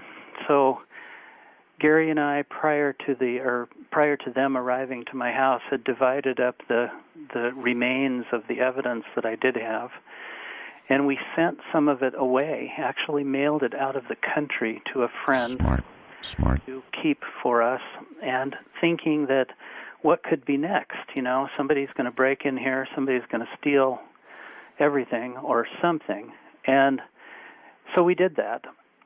And the next day, I had a friend who was a doctor going to come over and view the body, who was a orthopedic surgeon that I worked with in I don't blame you for mailing the evidence away, but you couldn't very well mail the body away. Well, right. That was the truth. I couldn't really take that away. We considered it. We considered if I could get help from one of these guys from the university medical center, I figured I'd be home safe. Sure. And that was my idea, was to bring him over, let him take a look at this, and get him involved and take it to the university. That was my plan. So I had called him. He had answered the phone. He was very excited. I told him I had something that I wanted him to see, but I didn't identify it on the phone. I just said, there's something you need to visually see with your own eyes. Is this one of our witnesses? No. Okay. All right. But this was somebody I had known for years. Mm-hmm. And known him in some casual personal sense, being a friend, doing some things outside of work with. So he knew me. He knew that I was being serious. And he said, yeah, I will come over. And so the plan was he was going to come over that next day after these people were in my house. And the time came and went, and he didn't show up. Oh. And I called him, and I got him on the phone, and I said, where are you? I expected you to be here 45 minutes ago. And he said, I can't do it. I just can't come. I can't be involved. And there's just too many things I just can't say. So in other words, he had been contacted. Well, I later found out that is exactly what happened. Somebody had basically walked in and intimidated a lot of friends of mine. And the process, okay, so your phone now is so totally tapped. Right. Simple as that. So we're even talking cryptically when we're on the phone. We're not even saying anything specific. But anyway, I was angry. I was angry that he didn't come. Here's a friend that I needed, and he didn't come. So I decided, okay, I'm going to go back out to the garage. I had taken out a table and a big light to let this guy examine Freddy, which we took to calling this alien Freddy because Gary said it reminded him of one of his old bosses. So Gary named him. I don't mean to laugh. Gary named him. Exactly. Gary named him Freddy. I didn't want to give it a name. I did not want to make it personal. That was a killer of your dog. Exactly. So I'm putting away the table, the folding table, and the light in the garage. And I hear this sound that sounds kind of like a scratching or a rubbing sound. And I thought, well, maybe it's the compressor or the freezer, because it was an older freezer that somebody had gave to me. And I thought, well, if the compressor's going out, the body's going to decompose. We're going to be in serious trouble. Yep.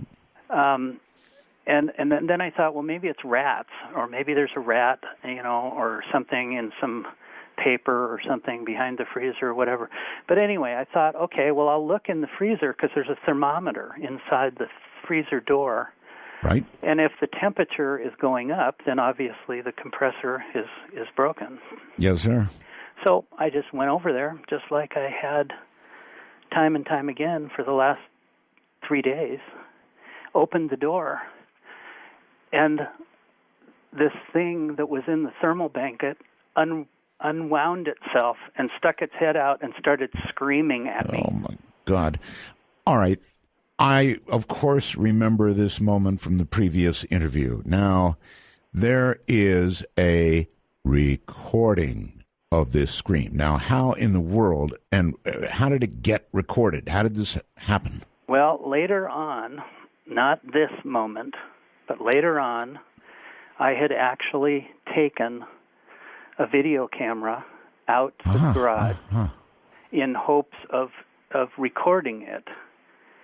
But not at this moment. But this scream actually came from later on. But it was the same type of scream. All right, I might be able to play it. Let me see if I can do that.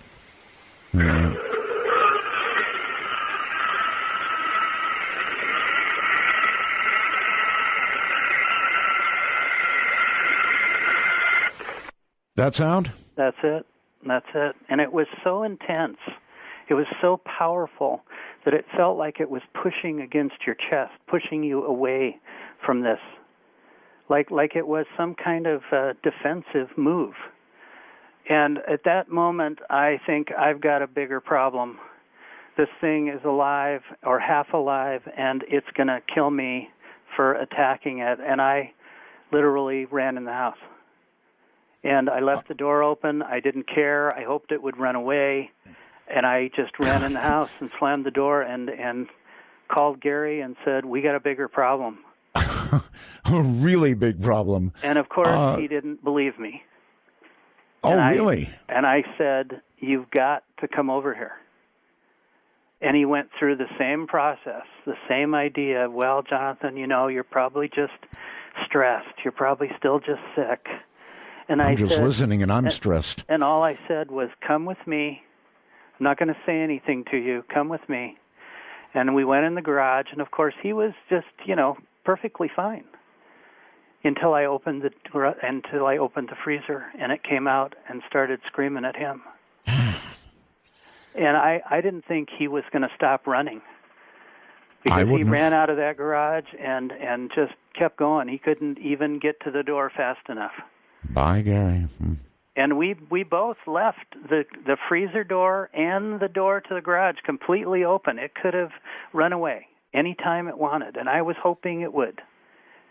But I know it's crazy to ask you, but I mean, this thing has now been in the freezer, days and days. It should be pretty much, like a steak after being in the freezer for a few days. Hard. I would assume that too, Art, except for the fact that there are creatures in our world that live at 52 degrees below zero all their life.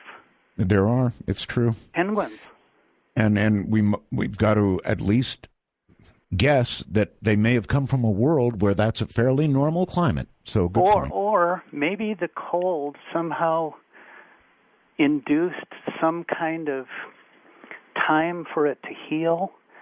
But the fact is, it was never dead. It was alive, breathing and screaming.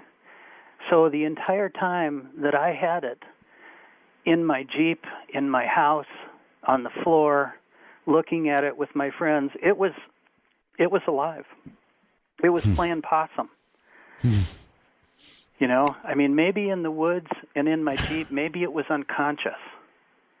But the truth is, and I think you've seen the tape, is when I opened it up in my house on the garage floor and videotaped it after it was home, thinking that it was just completely dead with a big hole in its head, with blood and everything else, it was actually moving. You can see in the videotape that it blinks its eyes and it moves its facial muscles just a little bit when I'm not hovering directly over it.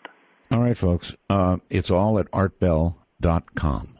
What he's referencing, the photographs, the evidence, the video, it's all up on artbell.com right now. So, and what's important to say here, Art, is I wasn't the one who pointed out that he was moving and his eyes were moving. Somebody else who saw the video actually pointed that out to me years later.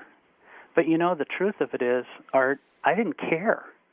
I was more concerned with the thing tearing me apart than its eyes blinking.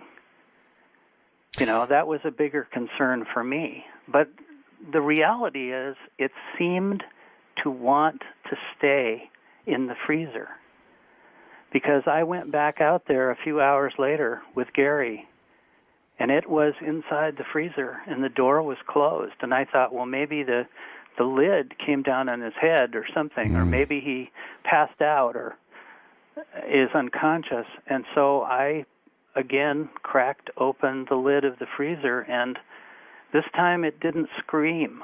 It just kind of looked up at me and made some weird, chirpy, squeaky sounds, kind of almost like a bird or a dolphin sound. And at this point, Doctor, I think, tell me about the witnesses. Okay. We've got Robert Wraith, right? Mm-hmm. Dr. Harold, pronounce his last name, Chacon, okay, and Dan McFoy. Is that correct? Let me explain who those people are for your audience that don't know. Please do. Robert Wraith was a writer, a freelance writer who, after 9 days of having this hell in my house and having my life torn apart, I left the country. I left the United States. I went to Canada because I didn't want my friends, my family, to continue to be harassed. They were burning effigies in their lawns. They were, screaming at them on the phone. There were trucks driving through people's yards. I mean, you name it. Even during that time, there were some people hurt. They were physically beat up by people. But I decided I'm not going to put people through this. I'm going to get out of here. So wait, Doctor. All the commotion you just talked about could only come if the news was out, but good. Well, the news was out enough so that all of my friends were now being threatened. Gotcha.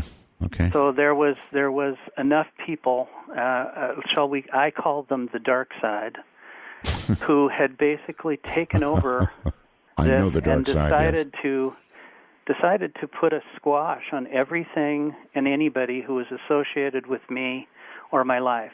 All right, let's come back. I'm sorry. Let's come back to the witnesses. This is very important. Robert's name was given to me after a year I had been gone, and I sat in a basement of a house with a gun in one hand and his phone number in the other. I was ready to kill myself because my life was over. Nothing was the way it should have been. I couldn't do anything. I couldn't work. My job had been taken away from me. I'd lost thousands of dollars. My life had been erased. All of my accreditation from all my colleges was gone. So I figured I can shoot myself anytime. I might as well make this phone call.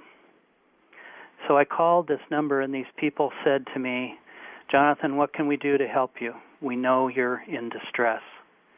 Okay, well, this number wasn't Robert. This number was other people who I call the Alliance, who basically helped me, who basically got me healthy. I had lost over 100 pounds. I had been stealing food just to survive.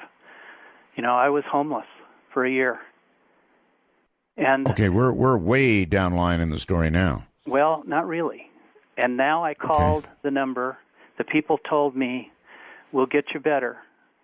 And maybe you're going to want to talk to somebody about this story someday. Maybe you're going to want to chronicle this." So they gave me the name of Robert, this freelance writer. And I called him, and I talked to him. And I said, I've got a story, but I got to talk to you about it face to face. Okay, right. So he came from California. He went and met me, and he listened to what I had to say. He probably thought I was insane to begin with. Probably. And I'll let you talk to him about that. All right. That's where he enters the story. If we can get hold of Robert Wraith briefly, I don't want to keep him on the line for a long time. I just would like to, ask him what he can fill in here, what he saw, what he knows. So Robert would be the logical first one to get on the line, right? Absolutely. He knows a lot. He ended up spending over a year with me just to chronicle the story, just to write the book. Okay. And then he also has been part of my ongoing team for the last 17 years. Okay. He'll be an interesting guy to talk to. And then there's two more. I don't know if we can get to them all, but I would like to know. Yeah, Dan McAvoy is a UFO researcher, has been for 20-plus years. He's a expatriate. He's an Army Ranger and paratrooper. Has tremendous valor and honor and respect. And he volunteered to help research my case. Okay. To walk in my shoes, to walk alongside of me, to go prove to him that I was who I said I was, that my life, in fact, had been destroyed and torn apart. And so he did that. He did that for 2 years. Okay. What will Robert Wraith say? Well, I think Robert is going to tell you that, he did write the book with me. He did chronicle everything about the story, everything that I've said so far. The book we wrote is called Link, An Extraterrestrial Odyssey. It's the first 9 days of this whole event. Okay. It's how it happened. It's how it laid out. All right. If we have Robert, let's bring him on. Okay. Okay. We don't have him yet. So. Okay. We've got two other witnesses. So just tell me, Rob. You sort of told me Robert would verify that he saw all the evidence. Did Robert see things that we have not seen photographs of or heard? Yes. He did. Okay. Yes. Did any of these people, these three people, see the creature itself? Yes. Who? Robert saw it. Robert. Okay. Good. Well, we're trying to get Robert on the line. Okay, so, and Dan McAvoy, the other UFO researcher, saw and experienced a lot of what went on in my life and what has since gone on since I was on the radio with you, Art, for the last 12 years. He has walked with me. He has been with me different places around the world. He also has seen something that I call the Link artifact. Okay. And this is a silver bracelet type object that I found in the forest next to the body when I originally encountered this situation. I didn't know what it was at first. When I saw it under the brush, it almost looked like a silvery Coca-Cola can, but it wasn't. I picked it up and I put it in with the body and I brought it home. Okay. I guess we're having some difficulty getting hold of these folks. What we're going to do is take a brief break right here. Okay. See what we can do. We do have numbers and contact information for Robert Wraith and the other two witnesses. Whether we can get them through a jammed-up phone system, we'll see. I'm Art Bell, and this is very interesting. We had a wrong number. Somehow in the translation of the doctor giving the number to my producer and my producer giving it to me, the number was wrong. So we've got the right number now, or at least we had the right number. And we're going to get Robert Wraith on here shortly, I hope. So I'm told that we're reaching out to him right now. Sorry about that, Doctor. I do understand you related that number any number of times, and it came out wrong. So technology, Art, technology. Yeah. Well, from whispering in one ear to whispering in another ear. Not really whispering, but transferring numbers of so many people. It happens. Oh, easily. Everybody should know whether or not we actually get Robert on the phone. In the first interview, we had Robert.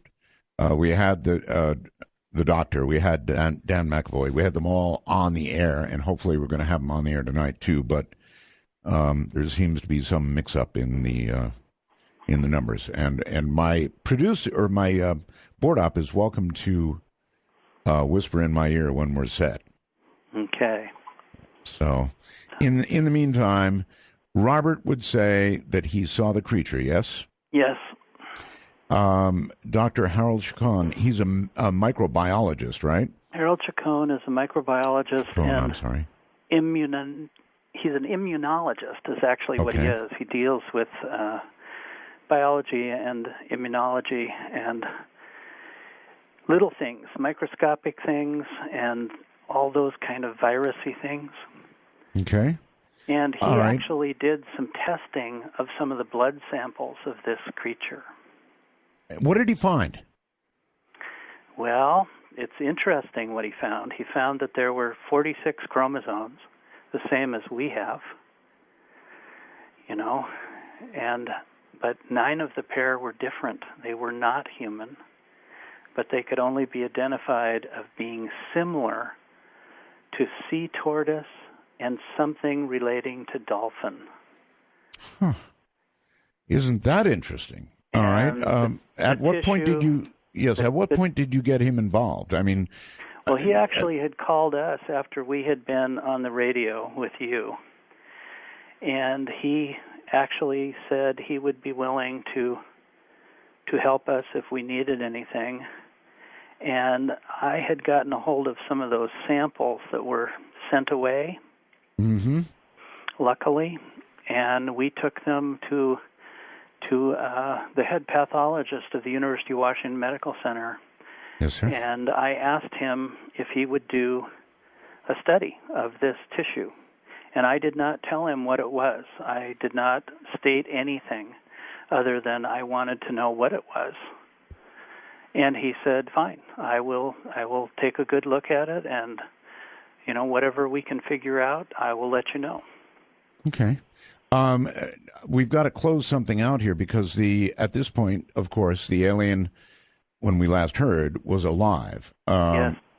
What befell? What happened to the alien? During the rest of the days before I left town, left the country, I would go back into the garage and I would open the freezer, and it became familiar with me, I think more than I was with it. It at least no longer screamed at me, right. but it would now make little chirpy, squeaky sounds, and I would talk to it like I was talking to my dog, like I was talking to a member of my family, just to try to get it to calm down, to try to reassure that I wasn't going to attack it, because now it was a living thing. It was much different, and it was injured to me, and it was moving slowly, and it wasn't being aggressive toward me. It was liking its environment, if you can imagine that. I guess I can. And freezer. It was ready. It could leave any time. I did not lock it in the freezer. It actually would get out of the freezer on its own, sit in front of the freezer, kind of rock back and forth in a very fluid motion, and look at me with these big 2-inch oval eyes, and almost peer into my mind. It started to communicate through telepathy. It started to reach inside of me, and I could see images of my life as a child, as a young man, as if it was playing them to me like a movie in my mind. But so vivid and so clear that I could feel the air, I could feel the grass under my feet, I could smell it. Wow. Unbelievable. And this went on for how long? Until I left town on the 10th day. And the alien? Well, on the 9th day, I came back home, drove home from my house after being with Gary for a while. And I drove home in the evening, and I drove up to my house, and I found that there were 2 vans parked up on my lawn with men going in and out of my front door with, dollies taking things out of my house. So I didn't want to stop, so I went somewhere else and came back later and found that my house had been totally ransacked, totally destroyed. They had probed the walls and the floor and the ceiling. They had taken the toilet off of the floor mounts. There was water spewing everywhere. they had probed the grass in the lawn looking for things with some kind of object. There were holes in the grass. I went to the garage, and the freezer was gone. They had the whole freezer. The whole freezer was gone. Also, some other things that didn't make any sense. They had taken a whole cord of wood that was piled in the garage. Okay, they had taken. Well, you know what? If some government agency, whatever it would be, became aware that you had this, yeah, I understand. It would disappear. A lot of things in your home would disappear. Sure, but Art, what I found when I went to that garage, when I saw what I saw, there were small, frosty, wet footprints going across the floor and to the wall, stopping like it walked through the wall. It didn't go to the door. It didn't go to the other big door, which had been pried out of the wall with pry bars. It just went to the wall. And I thought, maybe he got away. Maybe he actually got away. All right. I'm going to stop you for a second. We finally got Robert on the line. I want to try and bring him into the conversation. Robert, is that you? That's me, Art. How are you doing? Hi, Robert. Oh, my goodness. We're glad to get you on the air. It was quite a chore to get you on the air, but here you are. Can you please tell us, I guess, what you know to be true, what you saw with your own eyes, and whether you can verify what parts of this story you can verify? Well, Art, I've been to the site where Jonathan first had his experience. And the site is strange. There's a tree there, and it's actually growing in all its branches are pointing in one direction. And there have been people up there to do tests. Also, I'm Freddie, and I've experienced him. He's popped in and popped out, and I've seen him a number of times. So you have seen Freddie? I have seen Freddie, and when I first met Jonathan had called me. I was out of state, and I had flown in, and I had received a phone call late at night, and it was Jonathan. I didn't know who he was, and he was, telling me about this story and what had happened. He had been given a list with my name on it, and I didn't know him from Adam. And at first, I just thought it was, a prank call or something. But as time went on, I became intrigued, and I heard the distress in his voice, and I was just really concerned. And after a few hours, I decided, I'm going to get back on a plane and fly and meet with him. And I did. When I had walked into the place, it was a public place. It was a restaurant. When I had walked in, I didn't know, what he looked like or anything. I was looking for him, and all of a sudden I heard Robert, and I turned around, and there he was. And I was distressed because I felt, how does this man know who I am, what I look like? How did he get my phone number? And I sat down, and we began to converse. And over a period of time, he brought out photographs. He brought out tapes. He brought out elements of the story to be verified. And I was just astounded, and, it was beyond my circle of thought, and way beyond mine, too. And Art, he was distressed. He was very sick. He had lost a lot of weight, you could tell. He was shaking. He was paranoid, and rightly so. And what I had done is, I had stayed up there and talked to him for a few days. We stayed at a hotel. Then I took him back to my place and began to work with him. He had severe PTSD and other problems. And I would imagine. It took some time to really get to know the man and to work with him and to do my best to aid him.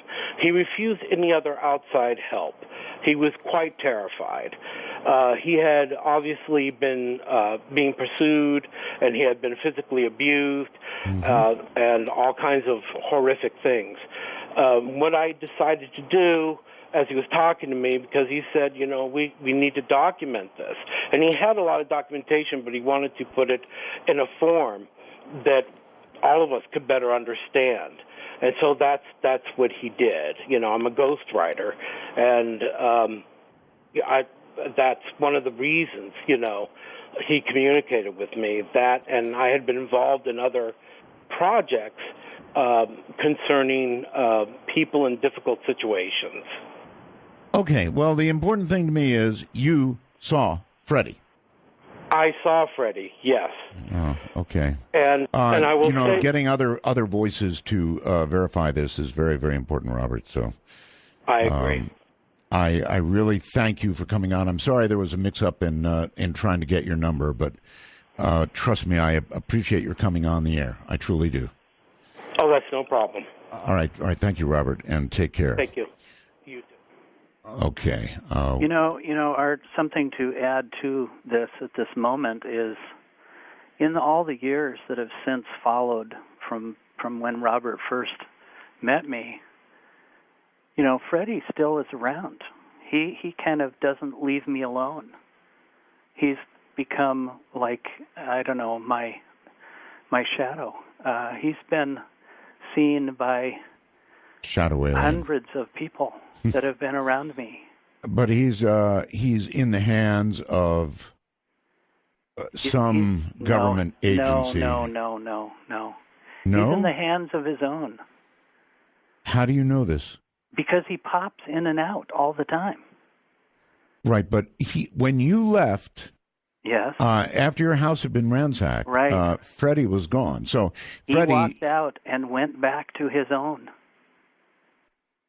As far as I am concerned, took the freezer with him. No, but the apparently the men in black took the freezer, but they didn't take him, because within about a month or so, Freddie just appeared in the room next to me.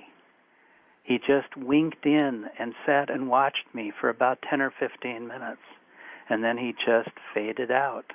And again, I thought I was having, insane illusions. Well, I've seen Freddie's picture on the website, Doctor, and he didn't look to be in great health at the time you took that photograph.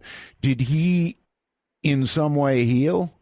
Well, as far as what I can figure out, during the first 3 days when we were taking him in and out of the freezer, showing him to some of my colleagues and friends, right, I had actually taken a piece of duct tape and taped the skull flap closed on his head. Just so that it wouldn't fall off with the shards of skin and other brain material that was there. I did it only out of the process of thinking it's not going to make a mess. Duct tape brain surgery. Well, it was dead, well, Art. I do understand. And the duct tape was in the garage. Maybe being in the freezer had a healing effect on him. Well, as far as what everybody has told me in years since, it must have. We know that there are some creatures, even on Earth here, that have brains that are kind of split in half in a way that they can pretty much function even on just half a brain. That their motor functions can still, and we even know with humans that in extreme brain injury, our brains have the amazing ability to reconnect to different parts of our own brain. You're absolutely correct. I know. I've heard of cases, people with half their brain destroyed are still able to articulate. It's amazing. Right. I know. So, good point. So the point is, he's alive and well and still visiting, and in some ways it's a very strange situation, Because even after knowing this, even after experiencing this time and time and time again, it's still terribly unnerving to me. It's not normal to have something just appear in the corner of the room or when you're sitting, in the bathroom. It's just unnerving to have this materialize. Doctor, in the next break, we're going to make an attempt to get hold of Dr. Harold Chacon, is it? Mm-hmm. Mm-hmm. Because anybody who had an opportunity to actually test tissue and blood samples and did a study is worth talking to. So we're going to attempt to get hold of him in the next break. It's kind of tough. Our phone system is jammed to the gills, but he was one of 3 people that did this testing. The other 2 are dead. Oh, then there's one other thing, Doctor. I want to open the phone lines, and I want to allow people to ask questions, and some of them are probably going to be rough. Some of them are probably just going to be inquisitive. Some of them are going to be shocked. But I'd like to be able to open the phone lines and allow you to try and answer questions. I hope people will be polite. Were you given a lie detector test? Actually, Art, I experienced 2 of those, which 2. I set up myself. Okay. I basically asked to have it done through the UCLA crime department, criminology department, and also I did one in Seattle too. And okay, I don't want to be impolite. I don't want to be impolite, but I do want to ask these questions. Yes, I passed them both. Incredible stories and incredible proof and all of that sort of thing, right? Absolutely. Okay. Before we go to the phones, is there anything else really important? I know the story goes on and on. At one point, you were shot. Yes. I remember that. But even with long-form talk radio and the luxury of all the time we have, we've already chewed up a lot of it. So I want to be able to open the lines. Anything else you really, really want to get out before we do that? Well, the device, the cuff that I found that I call the Link artifact, right, is functional. It's functional? It's functional. Its function is what? Well, it's kind of a communication device and also a type of teleportation device. And you have this device now? I still have it. It's not in my possession, but I still have it. It's in good hands in non-communist Russia. Yeah, I think I'd have it in a very, very safe place myself. And what it does is truly fantastic. Let me tell you something, and everybody else at the same time. I was mailed some pieces that were allegedly from a UFO, one that crashed back in Roswell. And I've held on to those. I gave Larry King a piece, and I've held on to those pieces for a very, very long time. Linda's had them professionally tested, and Linda Moulton Howe, and she'll be on the program to talk about it. But what I'm getting at here is I've had some disturbances around those objects. And because of that, I've kept them in a very, very safe location. So yes, don't come looking because it's already happened. That's right. And it's already in a safe place beyond my control. So I don't blame you. I don't blame you a bit. But what's kind of interesting, Art, is the materials that you found in your pieces of metal are also in my piece. Oh, I had the Bismuth Link artifact was analyzed in Osaka, Japan in 1999 by the University of Osaka. Really? And they did metallurgy testing and biochemistry testing and X-rays and all kinds of things. And they do tell. What did they find? They found that the basic materials were silicon polymer, beryllium, aluminum, magnesium, copper, zinc, bismuth, gold, Wow. and some unknown, unidentifiable materials. That the layers inside of this thing, even though it's very thin in its actual thickness, it's only about 3/16 of an inch thick, is Right. made up of layer after layer of micron-type layers, 3 to 4 microns in depth. Wow. That is like plant material, like the fibers in a plant leaf. And they believe that this is a biological, living biology. But All right. it's a machine. All right. To clean up one thing before we take the break and then start to take calls. So, folks, if you want to dial now, be my guest. And we're going to screen the call. So just to make sure you've got an appropriate question. The obelisk itself, did anybody go back? Did anybody check whether it was still there? We did the next day. We drove back. Gary drove back, took a trailer and chains and a truck, and he was bound and determined to drag that thing out of the forest one way or another. It was gone. But the more interesting thing is all the plants and the ferns that I tore out underneath it were put back like it was pristine, like nothing had ever happened in that space. Wow. Like time had been reversed in that place. Okay. All right, Doctor, hold tight right there. Now we are going to open the lines. If you have a question for Dr. Reed, please give us a call. The number is 1-855-REAL-UFO.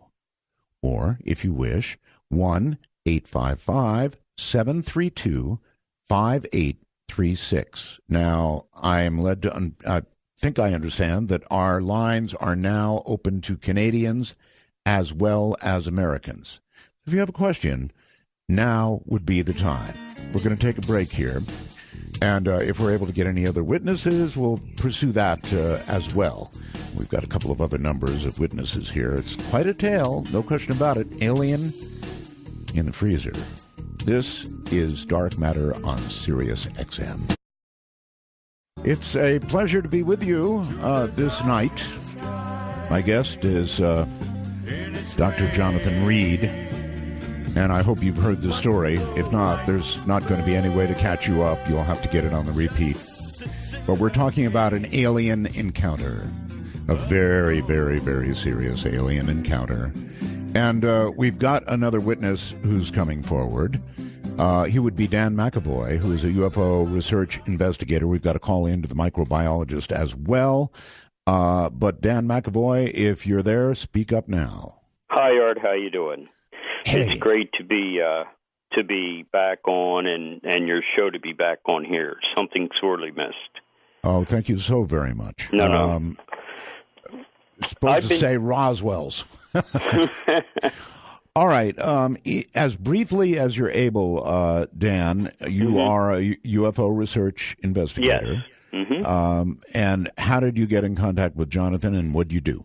Well, I had heard him on your show back in 1999, I believe it was, and I was intrigued, and then heard him again on the show, and then realized that out in Laughlin, Nevada, there would be a convention where he would speak for the first time and present his book and his information. And I decided to go out there, and as you would say, I wanted to take that ride. And I wanted to do it on this because this was not like anything else that I've seen. We've seen lights in the sky, we've seen possible abductions, but this goes way beyond. Way beyond, yes. Okay. In what way can you witness for him? Well, I have, of course, spoken to people, videotaped people that knew him, professors, friends. I documented his life. We spent 15 years together doing this. Mm-hmm. And I guess, the probably the strangest or most climactic experience was when Jonathan and I went to a hotel room with two other folks, and we shut the door, and everything was, lit as it should be. We sat across from these two folks at a table. Basically, they said, "Jonathan, do you feel like doing this? You sure?" Mm-hmm. And he said, "Absolutely." And with that, one of them pulled a blue blanket, not blanket, but a blue wrap cloth out of his jacket pocket, and He laid it on the table, and it turned out to be the linked artifact itself, not encased in anything. It was just there. Okay. And Jonathan grabbed it, and before the three of us could do anything, he had already put it on his wrist, and it began to seem to clamp down on his wrist because of the three needles that are on the underside. Oh. And it seemed to turn blue, and the hardest part is that I think it was a form of teleportation because he wasn't there. After that, he shook violently, and then it appeared he was gone out of the room. When you say he shook violently, Jonathan, is that the same kind of shake that you observed with the creature? I don't know if Jonathan's still there. He may or may not be. I don't. Okay, well, let me just ask you, was it that kind of vibration? I'm sure you've heard him describe it a million times, that alien vibrating at such a fast rate. Was it like that? It was like that, and that's what leads me to conclude that perhaps it was an interdimensional thing because of the vibration, and it is similar to the vibrations that that the alien and his dog encountered. It was almost too hard to see. All right. And then perhaps, in those kind of moments, minutes can seem like seconds. And within that time, I don't know, 15, 30 seconds, and a minute at the most, there was a flash of light from up in the corner, sort of a golden light, and there he was. I mean, just as he was sitting at the table 2 minutes ago. So you actually saw him disappear, and you saw him reappear. Exactly. Okay, and you worked with the J. Allen Hynek group, and you worked with MUFON, right? Well, yes, and, this case has put a schism between those folks. There's been so much controversy, that they that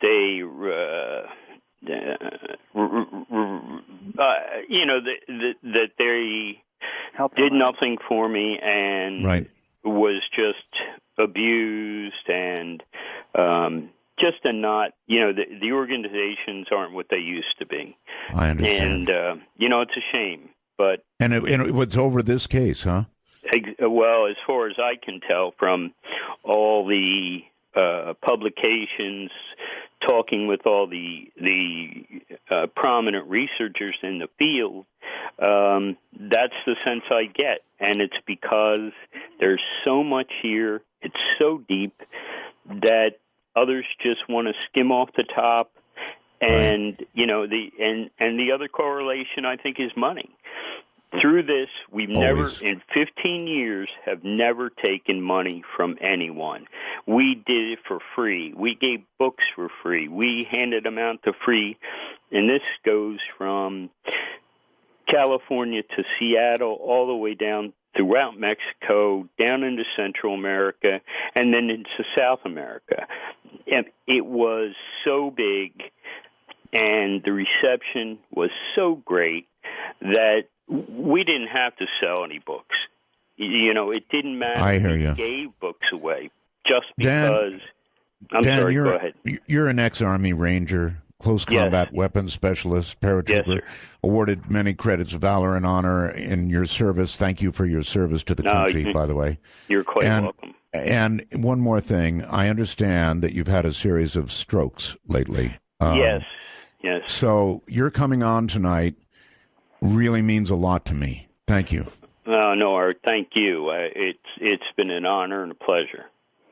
All right, you take care, my friend, and again, thank you for the witnessing, and thank you, especially not being fully healthy, taking the time to come on the radio. That's big to me.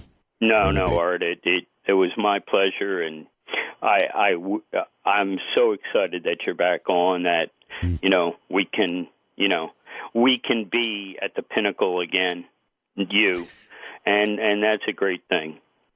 Dan, thank you. Okay. Bye-bye. Take care. Bye-bye. All right. That was Dan McAvoy. Obviously an amazing guy, and he has been in ill health, and it took a lot for him to come on tonight. Doctor, are you still there? Yes, I am, Art. Okay. May I add something at this moment? Yeah, sure. Dan McAvoy is a great man. He is a great friend, and he has sacrificed a lot for me. And there are a lot of others who have sacrificed a lot, plus their lives. There are 9 people who gave their life to help me, and other researchers who gave me support who are no longer with us also. Some of these people were murdered, in my opinion, to keep this from coming out to the public. Mm-hmm. These are people like Wendell Stevens and Donald Ware and Dr. John Mack and Zachariah Sitchin, Dan McAvoy, Dave Thomas, Zachariah Enoch. These are all people from all over the world who gave me their time and found out that what I was saying was true. And they gave their lives to protect me and to get this truth out. And I thank them forever. Right. There's been so much controversy around this case. All right, Dr. Reed, we're going to take some calls, if that's okay with you. Yes, perfect. Let's rock. Hello there, Dark Matter. You're on the air with Dr. Reed. Yes, Art, thanks for taking my call, first of all, and Roswell's to you, sir. Thank you. My question is for Dr. Reed, obviously. Did Freddy, did the alien ever relay to you through telepathy or otherwise as to its possible origin and why it might have been in the forest that day? Why did you run into it? Did he hint to you in any way for the possibilities of this? Thank you for taking my question. I'll take my answer off the air. Sure, it's a good one, too. Yes, he did. After a period of years of communicating with this little guy, I have kind of built up some idea about how he formulates his communication. Mm-hmm. First of all, he's a genetically engineered worker. He is designed and built to do the same type of job that we would send a rover to do on Mars. But the only difference is he's biology. He was designed to be in our environment, in our atmosphere. So he's like a biological probe. Exactly. But he has all the sensitivities of a living person. He is alive. He is a living creature who has feelings and curiosities. He's very curious. But he doesn't have a great extensive knowledge base. I think it's designed so that it does a job. It was built to do a job. And for the most that we can determine that was something to do with geology of the area that I found him in. All right. That he was doing something to do with the earth and the geology. He talks. He makes sounds. I even have a recording of what it sounds like when he was in the garage with me, when he would make this chirpy, squeaky sound. Do you have that with you? Yes, I can play it. Play it. Part of it. Okay, it's a little difficult to hear, but you'll hear me in the background. Go for it.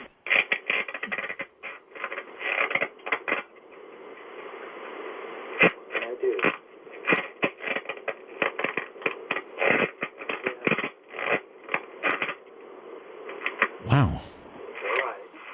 That's actually his... All right, that almost sounds like a Geiger counter, a kind of clicking sounds, huh? Well, when you listen to it in its entirety, you can actually hear him become more excited at one point and less excited at another.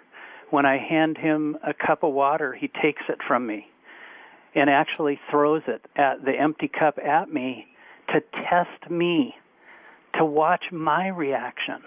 Now, this isn't something that a non-intelligent being would do. This isn't something that an animal would do. All right, back to the phones. Dark Matter, you're on the air with Dr. Reed. Hello. Hello, Dr. Reed. Have you taken any DNA samples of this space alien? And I'm SR-31 from Coast Gap. Goodbye. Okay. And there were samples taken, right? Yes, there were blood and tissue samples. Harold Chacon and two other biologists did the work. Two of them are dead. The head pathologist, the University of Washington Pathology Department, was killed in his office when they were ready to release this within a week. But again, the results of the testing. Many of the results are still available. We have actually published them on the web years and years ago. Okay. And of course, as soon as we would publish them, they would amazingly disappear within moments. Of course. Dark Matter, you're on the air with Dr. Reed. Hello. Hello. When I encountered an alien with my time with the Air Force, it made those strange noises too, and I could see the membrane in its mouth moving around. And the closest thing that I've ever heard recorded, unfortunately that recording, it was really hard for us to hear. It made wind chime-like noises that the closest thing I've ever heard of was the demon-possessed children. Sometimes they'll make tones that sound like wind chimes that are just things that a human vocal cord couldn't make. I'm just wondering if you could tell us any more about the chimes and sounds. He did make kind of a whistling, chiming sound sometimes. And I think it depended on his mood, his curiosity at the moment. He was extremely afraid, just like I was. You're right. He's right. That holding the phone up to that was insufficient. To me, it sounded like clicks, and I'm sure to the audience it did as well. It didn't go beyond that. But when you're trying to, just hold a phone line, you're a player, it doesn't work that well. But yes, he did make these kind of sounds. And to answer the previous caller, we believe that he's from either Orion or the Andromeda area of the sky. How did he relate that information to you? With a map of the sky and the stars and the constellations. Okay. Everything he speaks through is imagery, is either geometry or actual imagery, and not in words, but in visualization. Mm-hmm. And we've created a database of this information, not only from me, but from hundreds of other people and their encounters too. That's currently what I'm doing, is working with a Russian space communication group to build a database to communicate directly with them. Dark Matter, you're on the air with Dr. Reed. Hello. Yeah, hey, first, Lord, I just want to say Roswell. And Dr. Reed, I was wondering, okay, now, if I understand your description correctly, Freddy was an organic being aided by inorganic technology. And actually, I have a two-part question. The unfortunate loss of your dog, do you think that was just a reflexive fear-threat reaction? And did Freddy do you think he used his own capabilities or the technology? Okay. In regard to this, I believe that Freddy probably was only defending himself when my dog came upon him. And it was like as if we were attacked by a wild animal. You do whatever you have to do to defend yourself, your life. And I believe that's actually what he was doing, but I believe that the technology of his suit, of this black suit that expanded itself around the head of my dog, was a defense mechanism to protect Freddy himself. So that's my belief. I have since spent lots of time apologizing to Freddie, telling him I didn't know what I was doing, that I didn't mean to hurt him, and that I now know he was only trying to defend himself. There has been, Did Freddie actually say anything to you about your dog? I mean, was there No. There's never been any kind of indication that he even understands what I said regarding my dog. So you think that was a purely defensive mechanism? Yes, I do. All right. Hello there. You're on the air on Dark Matter with Dr. Reed. Hi, Art. Jake here. Thanks for taking my call. Dr. Reed, You bet. you said that he communicated with you, and another caller asked that question, and you answered it pretty good. Have you ever gotten any feelings about what they're looking for? Why are they here? I know they're here checking out plant life, that kind of thing. But what is their purpose? Is there something more that they're wanting to do? Yes, there is. Wonderful question. Okay. It's very involved, the answer, but the short answer is yes, I have a pretty good idea of what they are doing. They are caretakers. They are caretakers of life, not only of plant life, but all life. This planet is nothing more than a huge, huge melting pot of life, a jewel in the universe, as some would say, where beings, where creatures have been put possibly to thrive and survive. And maybe we are the same. Maybe we are part of that group that was put here, and that we are also being carefully tended to, carefully loved. Were you made aware of his mission? I mean, for example, that encounter in the woods and the obelisk, he had to be in the middle of some mission or movement or something to be there at that time for you to have that encounter. What was Freddie doing? Were you ever made aware? It was something to do with the geology of the area, that they were monitoring something to do with that area. What's very interesting is if you take a compass up to that location, it'll just spin. It'll just spin endlessly. Really? And other people have gone there. And to this very day? To this very day. Other people have gone there and checked out radiation samples, ground samples, and found that there is an extra amount of radiation that seems to be in a 300-foot degree area. More evidence. There is so much art. It's mind-boggling. All right. Dark Matter, you're on the air with Dr. Reed. Hello. Hello. Yes. Oh, I'm sorry. I didn't know I was on the line there. You are. Roswell to you, Art. Thank you. Jonathan, I'm wondering that object that you described being stationary, that sounds an awful lot like me, like an obelisk. Like 2001. Well, that is what I called it, the obelisk. Okay. And when you fell against it and you froze your hand, I'm wondering if that was its living chamber, where it's the same as if it was in your freezer. I don't think so. I never felt that about that. I felt more that it was a doorway, maybe an interdimensional doorway that allowed him to come and go there using dimension, slipping dimension to travel through time and space. Okay. Have you ever heard of Robert Ghostwolf? Yes. In fact, I have spoken with Robert Ghostwolf many times. I've interviewed him. Sure. I remember I've been a long-time listener to Art since '93. He described a lot of futuristic events happening due to fluctuation in vibrational levels, and I wonder, like you're surmising, is that this is an interdimensional being? Absolutely. Okay. We felt the same way, and when talking with Robert, he said the same thing, that this was definitely that.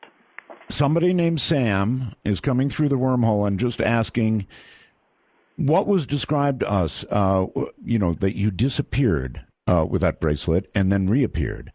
Sam is asking, where did you go? Are you able to tell us where you were during that apparent teleportation? Sure. I became very, very violently in the moment when I put it on. It becomes a huge pressure inside of my chest, almost what must feel like a severe heart attack. It radiates to my extremities. I start to lose my sight down to almost a singular or tunnel-type vision that becomes almost black, and then all of a sudden it becomes completely clear. And I was in a large, oval, egg-shaped room, probably 50 feet high, 30 feet wide, and in that room was standing another entity, and I'm very careful about how I say this, that was probably 10 to 15 feet high, standing off the side of this wall, looking down on me. It was gold. It was large. It looked like it had big golden robe wrapped around it, almost like it had wings and a shape without a complete face. But in this second, when I was there, I was inside of it. It was inside of me. It was like being in the presence of an angel or God. Did it communicate to you? It communicated before I could even say anything. It was answering my thoughts. It was telling me, you are important. All life is important in the universe. There is one creator for all life, but we all have to work together to find the harmony in this life. And that is their job. All right, Doctor, hold tight. Dr. Jonathan Reed is my guest. You're listening to Dark Matter exclusively on Sirius XM Radio. I'm Art Bell. This is one hell of a story. Believe it, not believe it, think it's a hoax, think it's gospel, whatever. It's a hell of a story. That's all there is to it. Let's see. I've got a message from the wormhole asking, Doctor, if you know the coordinates to this location where the compasses spin and where all this occurred. No, I don't know the exact compass coordinates, and to tell you the truth, I wouldn't give it out because people would go there and tear the site apart. They would. They absolutely would. There's no question about it. So I was very careful in locating it just a little bit out of the actual site when I wrote about it. Good. Because, what you're saying is the absolute truth. Dark Matter, you're on the air with Dr. Reed. Hello. Art, Roswell, thank you for taking my call. Thank you. My initial call that I told the screener has been answered several times. So to jump from that, Dr. Reed, I was curious. You said that the alien spoke to you talking about how life is very important, and I was wondering if it had given you any sort of sense that it or they believe the human race to be a bit arrogant in assuming that we are the highest form and most important directive of life on this planet. Well, first of all, the one who told me about their feelings toward us was what I call the elder, one of the elders, which is a totally different kind of being from Freddie. This is a light being. This is energy, just pulsing energy that was inside of me the second I was there. I didn't want to leave. I didn't want to ever leave that spot. I've never felt so much love and tenderness in my life. It was like being in the arms of your mother. There was no feeling that we're arrogant to them. There was a feeling that we're naive, that we're young, and we're very undeveloped, and that we need time to grow and nurture and feel what this life is really all about. That this life is to be lived, to find the harmony, to find the frequency in our lives, to learn to find that energy, that love that we are supposed to be experiencing. No complaints about American exceptionalism, huh? No. Okay. No identification of said area or territory. Okay. Dark Matter, you're on the air. Hello. Hey, Art, you there? I am indeed. Mega Roswells to you, Art. Roswell, indeed. Roswells. Thank you. Hey, Dr. Reed, real quick, I'll cut to the chase and listen off the air, but obviously Freddie has turned your life upside down and many others around you. If you could take it all back, would you? Would you not want to be the one that had to deliver the message? Thank you. What a great question. Thank you. Great question. If you could undo it all, if you could just have it disappear, kind of like you do with a bracelet, would you do that? Well, on one side of that question, absolutely. I had a great life prior to this. I had all the things that represent the American dream. But since then, since all that was taken away, what I was left with was the ability to see beyond what life I had before. And now I know that there is so much more to this life. There is so much, shall we say, miracles everywhere. And I'm not talking about religion. I'm talking about the magic of life, of nature. Itself, yes. Well, the question was, would you undo this? Would you undo it? No. Not by what I now know. Because I remember when I first interviewed you, I think you would have undone it, but quick. Well, that's what I said. Originally, when it had torn my life apart, I was left with nothing. But in the last 10, 12 years, since I stopped publicly speaking, since I decided to basically court the science side of life one more time, I have been sought out by science groups and universities all around the world. I have spoken to heads of state and heads of countries about this. I was invited by the Vatican 1 month ago to speak with the new Pope. Oh, isn't that interesting? Are you going to do it? I've done it. You did it? I did it. Who told me, Jonathan, you are a messenger for all of us. You spoke to the Pope? I stayed in the Vatican for 4 days. Holy smokes. No pun intended.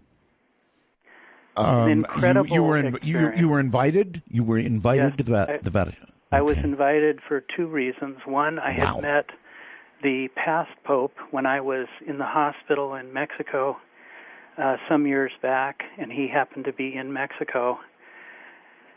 And he was visiting the hospital, and I had an opportunity to talk to him because I was sick in the hospital also.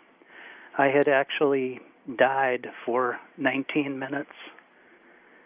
And you actually arrested? Physical signs all gone? Wow. Yes. That's another subject I'm really interested in pursuing. And he came to talk with many people, not just me, but he said that this is a good thing. He actually asked me, Pope Benedict asked me, how can we help them? How can we help the aliens? Okay. Dark Matter, you're on the air with Dr. Reed. Hello. Hello. Yes. Welcome home. I'm sorry? I'd like to ask Dr. Reed, was the alien wearing clothes, and did you feel them? Was he wearing shoes? How many fingers did he have? Yes, he had a black suit on, similar to what I would reference like spandex, that was a one piece of material, no seams, no zippers, almost like a turtleneck type thing that covered his hands, his feet, his body, his legs, his torso, everything. What was unique about the suit is when he was unconscious in my garage, I did a topical examination of him, feeling through his suit, feeling my way to find out his fingers, that he had basically 3 fingers in like a glove or a mitten form, but inside there were 5 fingers.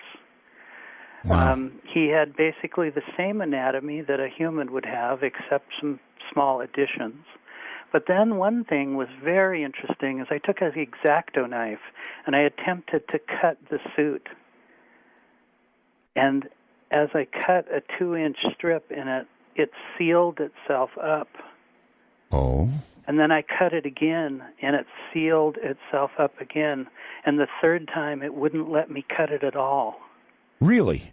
And what's interesting about that, Art, is It's almost a learned behavior, right? 5 years later, NASA came out with a press release that said 5 years later that they had invented a material that was a healing fabric. Wow. All that was written in the book in 2000. So do you think that NASA got hold of that technology? Yes, I do. And that's where it came from? Well, I think it came from a lot of involvement with extraterrestrial life, intelligent off-Earth life. We're surrounded by this. This is not one species only. There's supposedly 50 plus. You know, there's billions of stars, billions of galaxies. Yes. And these people travel with dimensional shifting. They don't use our conventional ways of travel. They use light to travel. Well, everything you've described, Doctor, about the vibrational shifting, both of the alien creature in the woods, of you with the bracelet on, all of that smacks of vibration, of course, smacks of frequency, and frequency seems to be at issue here in terms of... Let me say something about that, Art, and it's Please. good that you bring that up.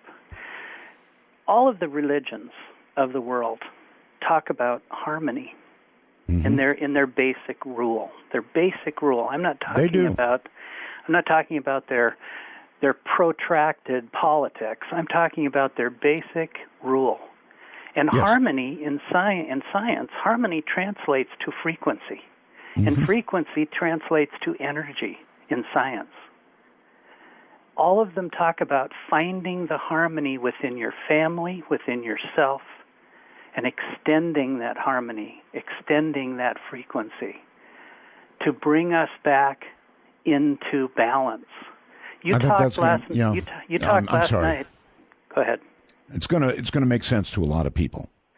Last night you talked with Dr. Greer about the fact that our world is out of balance. Well, that's what they're telling me. Every time I've gone away, every time I've been able to speak with these elders, these incredibly warm, loving, gifted angels, they talk about finding the balance in our life, that it's so simple. We've made it difficult. We're the ones who have put on blinders and refuse to bring it back home. You want to find love in your life, Art? Look in your daughter's eyes. Oh, I know. And if dark matter, if we did more of that, think how much better the world would be. Dark matter, you're on the air with Dr. Reed. Art? Yes. Oh, yeah. Just a moment. Art. Oswald's to you. Thank you. And as a ham, I was wondering, I know you go on, I guess, 80-meter band? Or I do, yes. 160-meter band. Actually, I'm on all of them. Are you planning on doing any sort of after-show net? I don't know. Maybe we'll talk about this one of these days, but now is not the time. All right. Well, I have a question for Dr. Reed then. Go ahead. Yeah, Dr. Reed, it sounds like Freddie has gone from being the frozen ET burrito in the freezer to walking around in your garage. I was wondering, does he consume any sustenance or leave any refuse? Does he eat anything? All right, that's a good question. All right, does he take in any? I try to feed him all kinds of things, including dog food, tuna fish, steak, grass, vegetables. The only thing he ever took that I ever saw him consume was water. Water. And as far as leaving anything behind, never. Not a thing. Okay. He's obviously referring to the biological process. Right. Yep, right. Dark matter, and you're on the air with Dr. Reed. Hello. Hi, Art. Can you hear me? I hear you.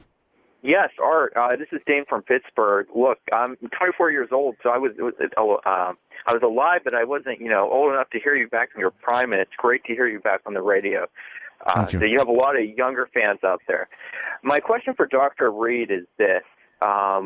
What, if anything, I think the previous caller was asking, did the alien eat anything, or did he steal anything from you? Did he take anything from you? I mean, he was in your freezer, so did you have any pizza rolls missing or anything missing? If you can answer that, I'd be appreciated. Yeah, nothing was missing. Yeah, especially pizza rolls. But and he only drank water, only water. Okay, that was answered previously, and that caller knew it. The pizza rolls was a crack. Okay. Dark matter. You're on the air. Hello, with Dr. Reed. Yes, hi. Yes, I was wondering, when the alien was peering into Reed's mind, did he notice if it had any brain damage from the injury? Also, the entire time it was out of the freezer, did he ever notice it having any scarring, or if the injury had healed, if it regenerated at all?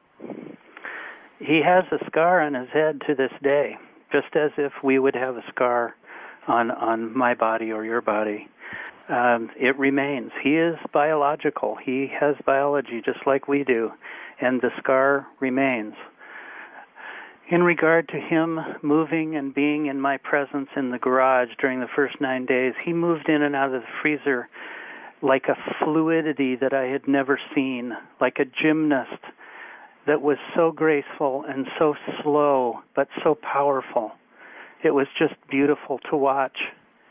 There was some lucky accident, or maybe it wasn't an accident, that he ended up in the freezer because either that was his environment or it was a healing environment for him. Well, that's all I can assume. He never told me that I need to be in the cold. He never has ever indicated anything about it. He was free to come and go. I was so afraid of him during those first days that I would have been happy if he would have left on his own. Oh, I'm sure. All right. Dark matter, you're on the air with Dr. Reed. Hi. Art Bell. Yes, ma'am. Well, I have a question for first Roswell's, and I have a question for Dr. Reed. I once saw a UFO, and I had this telepathic communication that was 2 or 3 seconds long, and it was large amounts of information that I won't go into. Was it like that, communicating with your alien? Exactly. In fact, when he would do it, it was like a fire hose being squirted into my brain. I had to ask him verbally to slow down because I would get these intense migraine headaches the second I was in his presence. So he learned to slow down for me. Rein it in for you. Wow, that is fascinating because that just sort of validates my own experience. All right. Thank you very, very much. Yeah, kind of like a massive download, boom, like that. Absolutely. And there are, again, I'm going to say, this is not just about me. There are thousands of people all over the world who I've spoken to, who have had very similar experiences. I know, but you're the one who's left with so much physical evidence. So many of the cases are circumstantial is the word I guess I would use.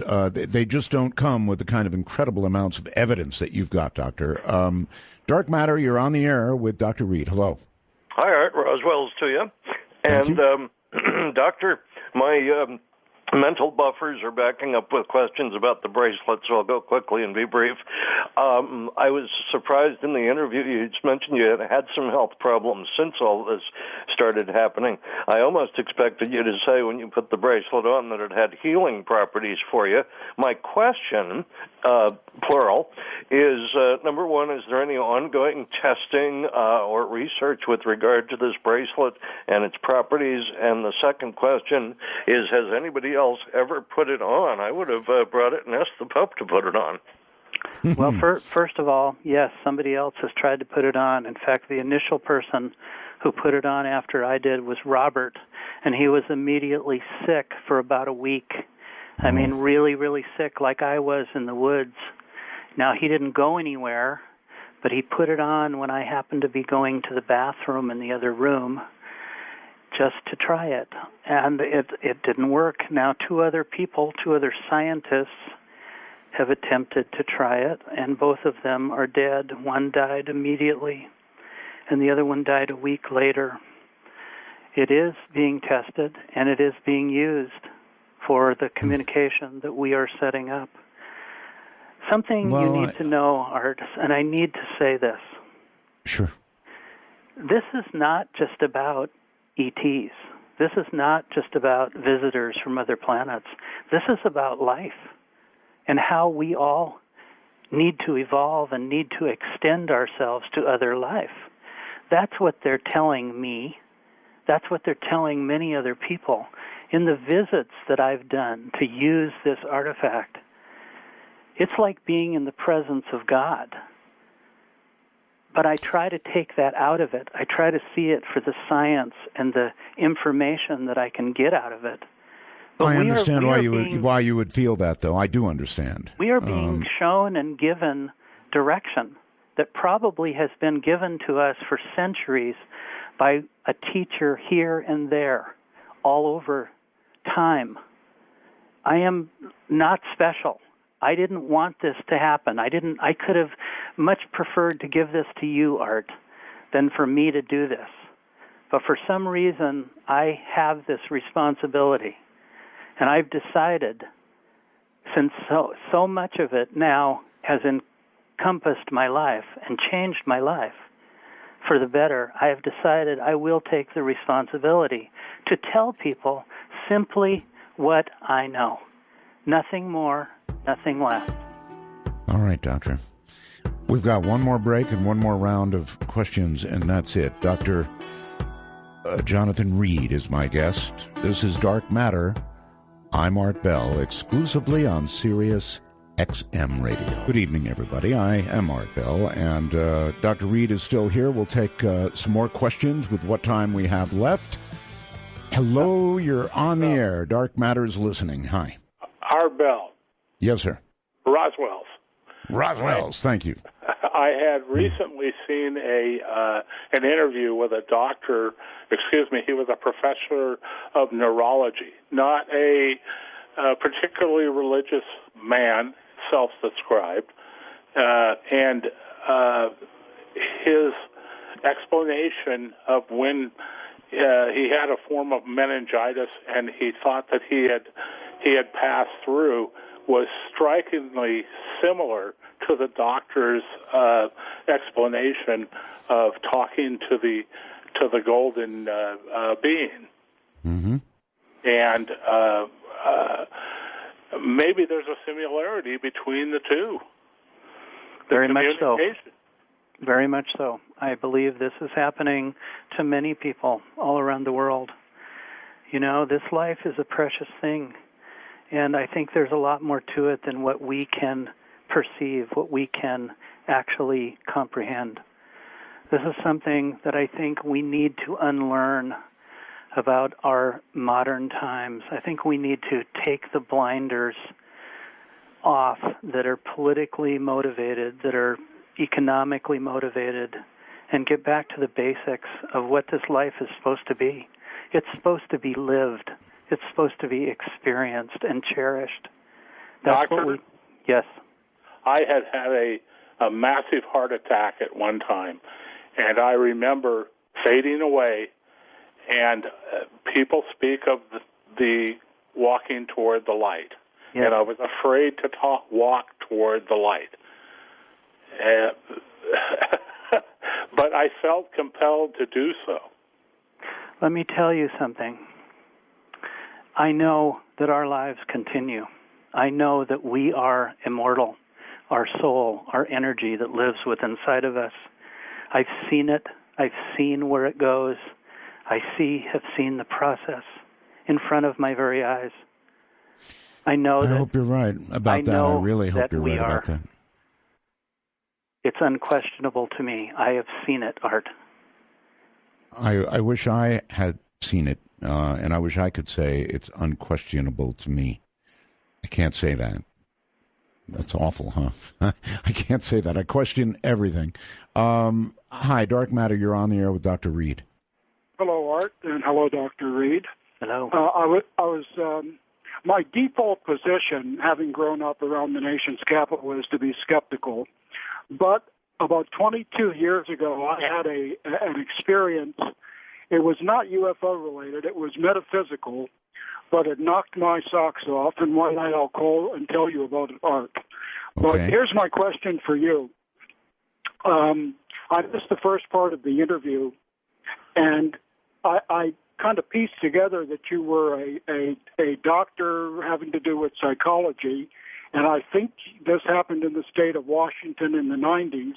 Correct. And I also get the sense that you were affiliated with some sort of university in the state of Washington.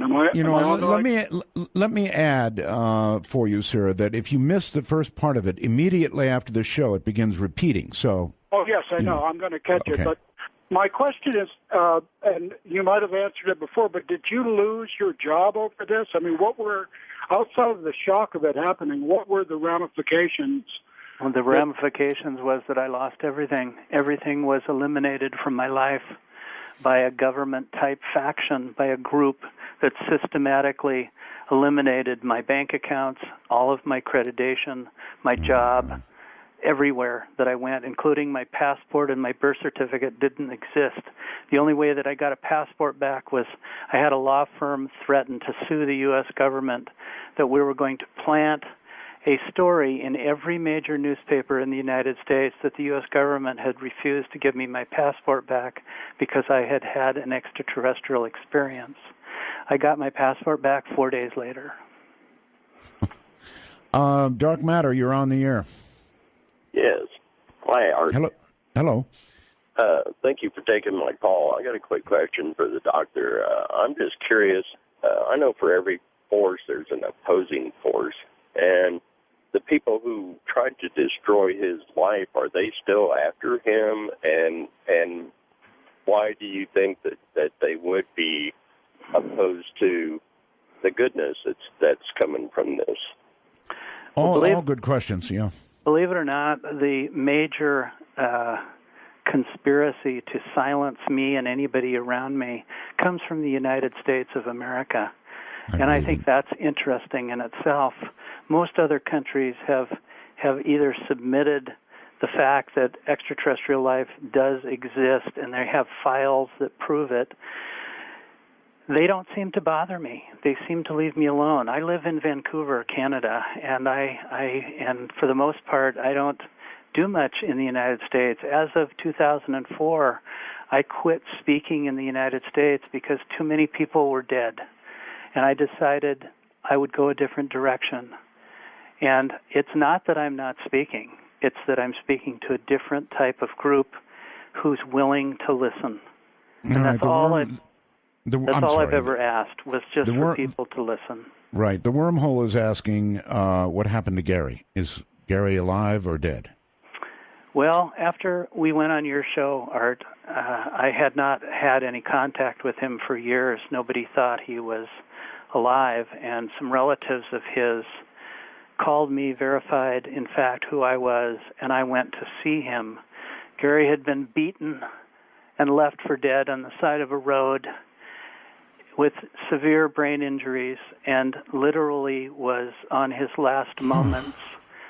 And I used the Link artifact and took him with me to that round room and saw his life change before my eyes. I saw him, his spirit, his energy, his life force, whatever you want to call it.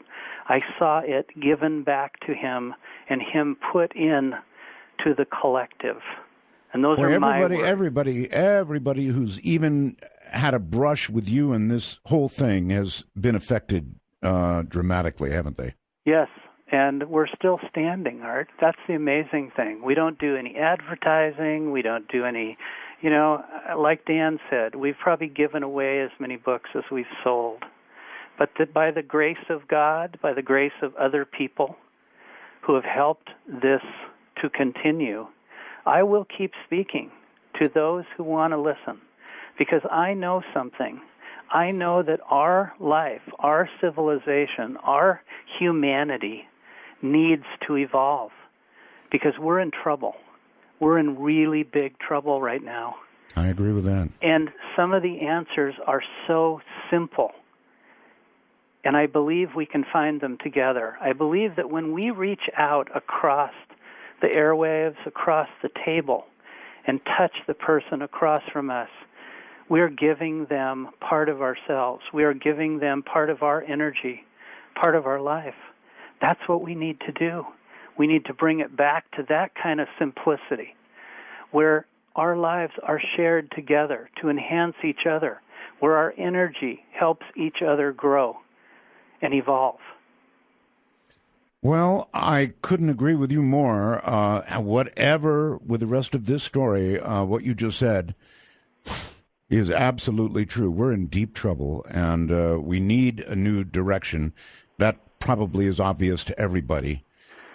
Well, I've taken the responsibility of the gift that I was given, and I now take it very seriously. And I know that others need to listen. Not just to me, but to the idea that life can be so much better if we just work together. Dr. Reed, we're leaving all the lines full, zillions of them blinking.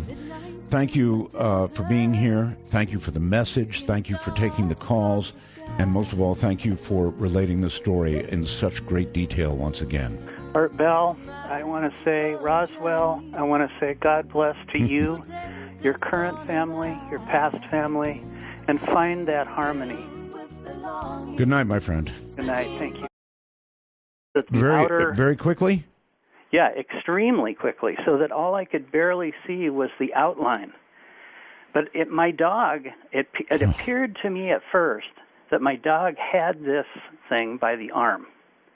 And I yelled, "Susie, let go." And then I realized, and this is what everyone needs to try to remember. From the second that I first stepped down to see this scene, it was approximately 10 seconds.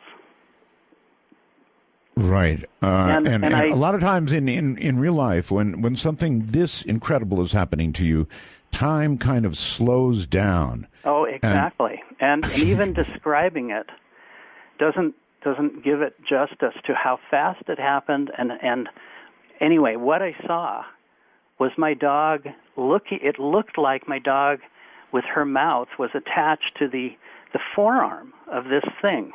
And they were both vibrating, and my dog was yelping. But then all of a sudden I saw clearly that it wasn't my dog that had a hold of this. It was the arm of the thing that actually extended, if you can imagine, part of your arm molding itself on the head of my dog. Oh, Lord. You mean kind of disappearing into the head of your dog? Grabbing the outside of the head of my dog, and then before my very eyes, I saw my dog being torn apart at the jaw. I mean, her body was ripped from her jaw down to her backbone. There was blood everywhere. And at this moment, this thing stopped and looked at me. It stopped shaking just for a second and looked at me with these big, dark eyes, and then turned back to my dog, and my dog started to literally implode, literally disintegrate into what looked like a hole in her body. I mean, it literally started to just get smaller, like if you can imagine something vacuuming something up from the inside out. Her body started to fall into this dark space, and then all that was left was this white, gray ash that fell to the ground. And at this point, I jumped forward and hit this thing as hard as I could in the head with this bat, trying to kill it. And it screamed, and I screamed too. You had a bat? Well, I had picked up this branch. A branch. You're right. Along the way, I had just I got picked you. up, Okay. In other words, you were expecting probably to be fighting off some animal I was hurting going your dog. to, right, exactly, to detangle her from some kind of animal. Got it. But instead, there was this thing tearing my dog apart, and all I remember is the insane feeling of, I have to stop this. I have to stop her from dying. I have to, and it was way too late for that. Oh, but I had so to stop. understand that. I so understand that. How It's long like have you your had child. you? How long? Oh, of course, yes. How long had you had her? Well, I had her about 6 years. Oh, She was about 7. She was Yeah. an orphan, showed up on my doorstep. not everybody listening is an animal person. I am. For me, it's cats. It doesn't matter. Dogs. If you have animals, they're part of your family. That's all. They're like a member of your... Absolutely. Yeah. They are. In fact, sometimes they're a better part of your family. Even after all this time, I can hear it in your voice.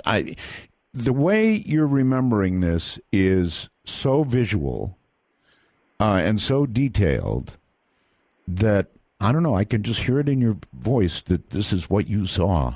And it's an incredible thing to have seen. It killed me. Art, when I saw this happen, I mean, it literally tore me apart, too. Of course.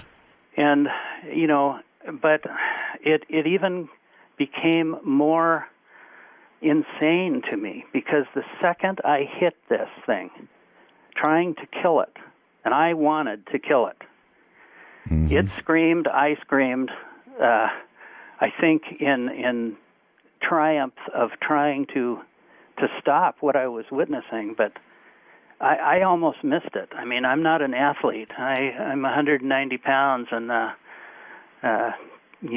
but I almost didn't hit it. But as I struck its head, it started to fall down. The branch had breached its skull. It had broken its skull. So and this it fell thing to was the ground. definitely. Welcome to Extraterrestrial Radio, everybody. I am Art Bell, and it's great to be here tonight. Few adventures since yesterday. Though first I would like to note, in a, of course, non-biblical way, I love my studio. Over the past several days, I've been getting, everything adjusted in the right place, just exactly the way I want it. I've got this gorgeous atomic clock above me. I keep getting emails about that. One day I'll tell you where to get one like that. I found that clock, the clock you see in the studio picture, if you've seen it, in Radio France International. I went in there and was given a guided tour based on the network status ad back in the U.S. They let me in, badges and all, right, up to Radio France International, into the control room, and there was this clock. And I went, oh, God, I've got to have it. And, I was beating around trying to figure out where it came from. They had producers rushing in, trying to figure out where the clock came from. Well, they never did. So I came back to the U.S., and I began searching like crazy, and I finally found this clock. Now, I've got one here, another one in the house. I've got one in Manila. So there you have it. I love these clocks. They're expensive, but man, if you're a time person, there's no other way to go. So yeah, I love my studio. Last night after the program, I went home Sat down at the computer to browse a little bit, random browsing. Took my glasses off to clean them with my shirt. My expensive titanium-framed glasses off. And as they were in my two hands, before I even applied the shirt, I was holding two halves of my glasses. I was chatting with a friend on the phone. I went, oh, my God, my glasses are broken. Left a note for my wife this morning. And she went off to the optometrist, as I had asked her to do. And he put in one lens from one set of glasses, and I had another pair of frames, and he put another lens in the other side that was completely wrong. So when I got them back, I put them on, I went, whoa, this isn't going to work. How am I going to read anything on the air? So anyway, it's all straightened out. Titanium, my foot. By the way, last night, Dr. Greer, his wife, Emily, she's a sweetheart, and she told me, look, Dr. Greer is really tired. And he's been hopping from continent to continent. Remember, he talked about that secret meeting. Continent to continent, and he really has been. And I said, well, sit him down with a cup of coffee. And I think she's sat him down with a cup of coffee and a pot of coffee and maybe some Red Bull. I have no idea, but boy, that guy could go. All right, I've got some news for you. And by the way, when a guest goes like that, there's nothing to be done. Either you interrupt them and you get, it sounds really rude, or you don't. And that's about all you do. And I don't interrupt. I've got good news for you. Oh, Canada. Oh, Canada. Guess what? Canada was unable, a whole country, mind you, was unable to call our 800 number, which, by the way, is 800. No, it isn't. It's 855. I guess it's still technically in the 800s, right? 855 real UFO, or 855-732-5836. Now Canada can call. They've unlocked the entire country of Canada. Thank you very much, SiriusXM. And thank you for other things, too, SiriusXM. Thank you for the sound quality. I've been getting a number of emails saying, my gosh, Art, the sound quality is really superb. And you know why? Because SiriusXM upped the sound quality for this show. That's right. They upped it. So now you know, but I want to thank them for that. I'm very sensitive to sound, as you know. You know how I feel about cell phones, right? Well, they've upped the whole sound quality. I'm talking about on the satellite. No minor matter. Big improvements in the wormhole. I could barely read it before, and now Keith has made it friendly. Has a blue background, white letters. I love it. So, a lot of changes down here. I want to remind you that if you have a guest or that you think would be ideal for the program, you want to contact Paul Bowman. Paul loves getting emails. He's been telling me how much he loves getting emails.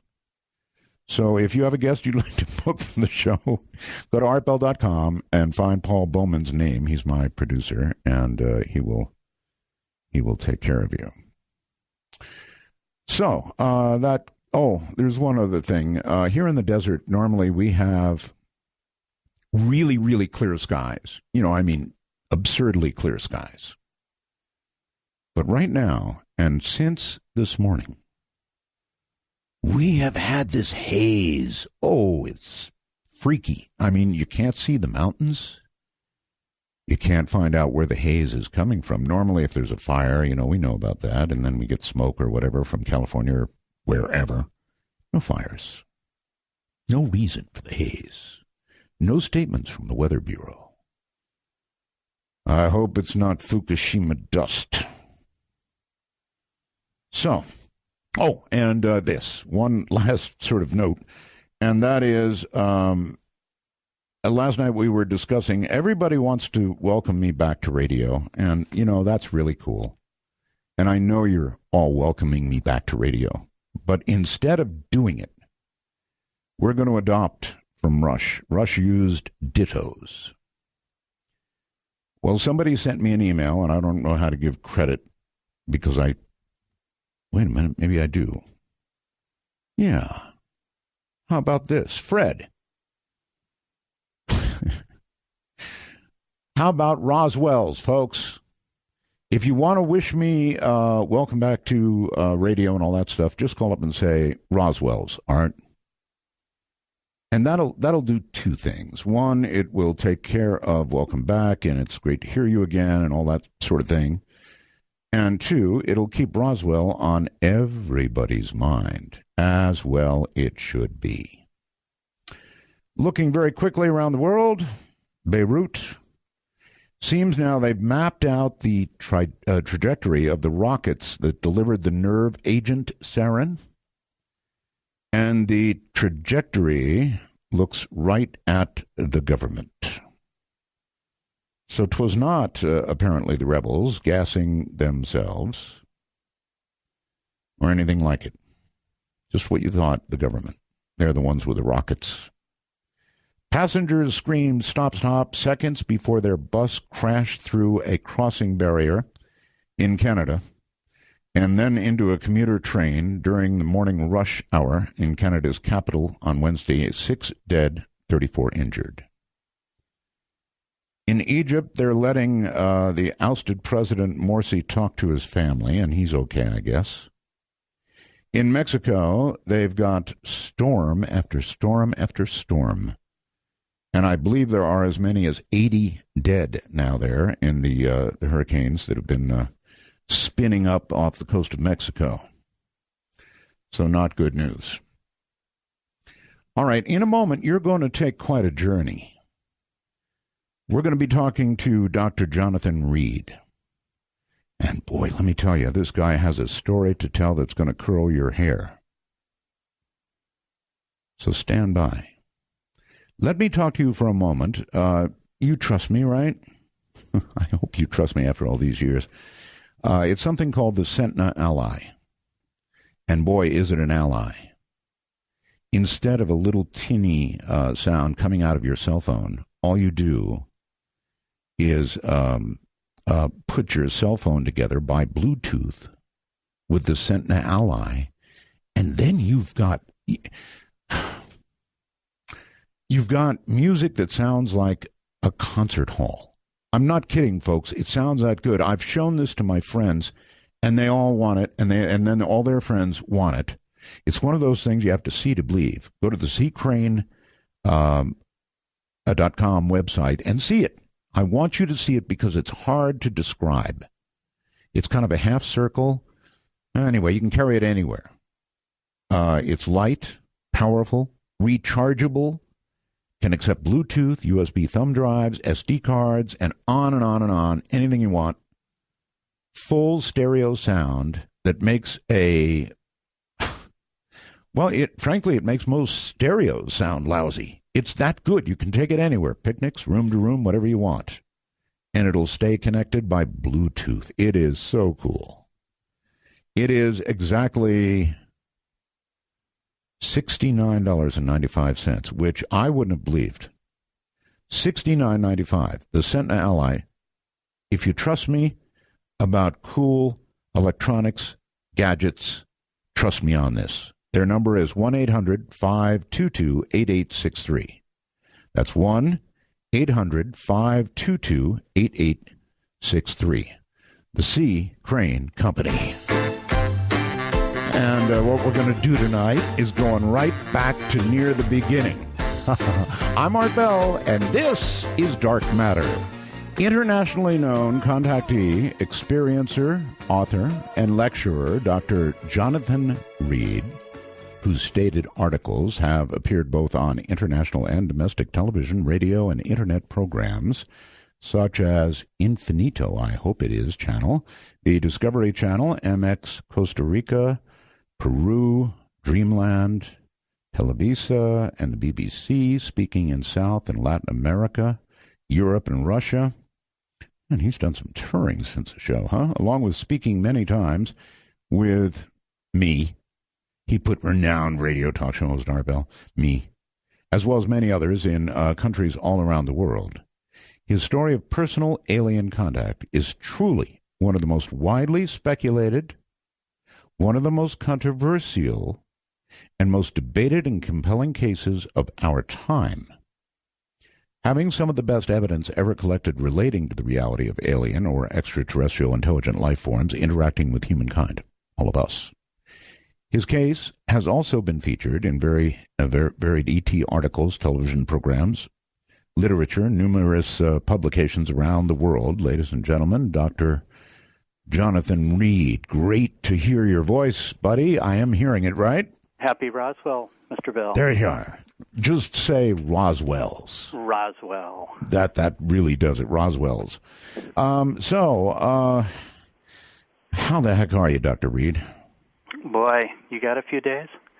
I got a few hours. I'm doing good now, and we'll get into some of those details later. But I'm doing well, and I certainly appreciate the opportunity to be back on with you. Well, I know that your story is wildly controversial, but I also know, and the audience should know, I don't know if we'll bring them all on, but we've got like 3 more witnesses to what you're about to tell us, as incredible as it's going to sound to this audience. And we have to remember there's a lot of new folks, you know, Sirius XM people that have never heard the show and certainly never heard you and never heard your story. So we're going to go through the original story because it's so, I guess, out of this world. Is a fair comment? Well, it definitely warrants some time to consider all the steps that I went through, because I always say, look, if I hadn't have experienced this myself, I wouldn't have believed it either. Mm-hmm. So, yeah, of course, I'll just wait. I want to ask you how the years have been in reaction to the story, but not now. Let's do the story so we get it out there. Okay. All right, well, where did it begin? How did it begin? This all happened back in August 15th, 1996.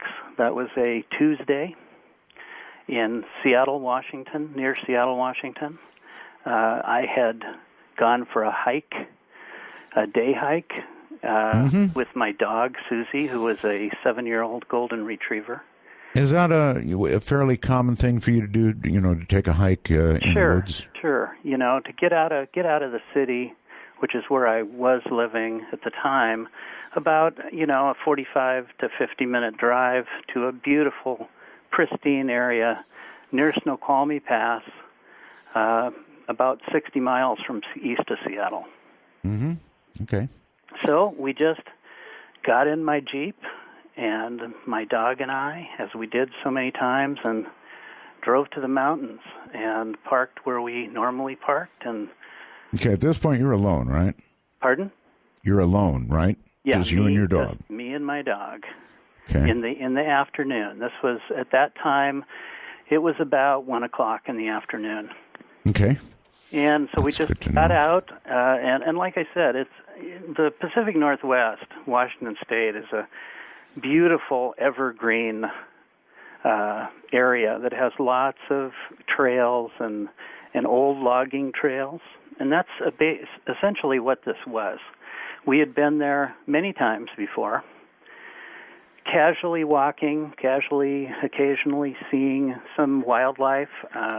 Early in the day when we started walking, we saw some deer. And this was common, and you could take your dog off the leash and let her run, and she could just have all. I know, that in the Northwest is gorgeous, Doctor. It's just a gorgeous place to live, and when the weather is nice and it's not raining, then, and particularly in August, I mean, you're. August 15, middle of August, must have been really October nice. 15. Oh, October. Yeah. October. Well, it was getting a little nippy by then. Well, it can get crisp late in the afternoon, but we have some late summers. And this happened to be a very warm, late summer day. It was a little bit overcast, but for the most part, very, very nice fall day. Okay.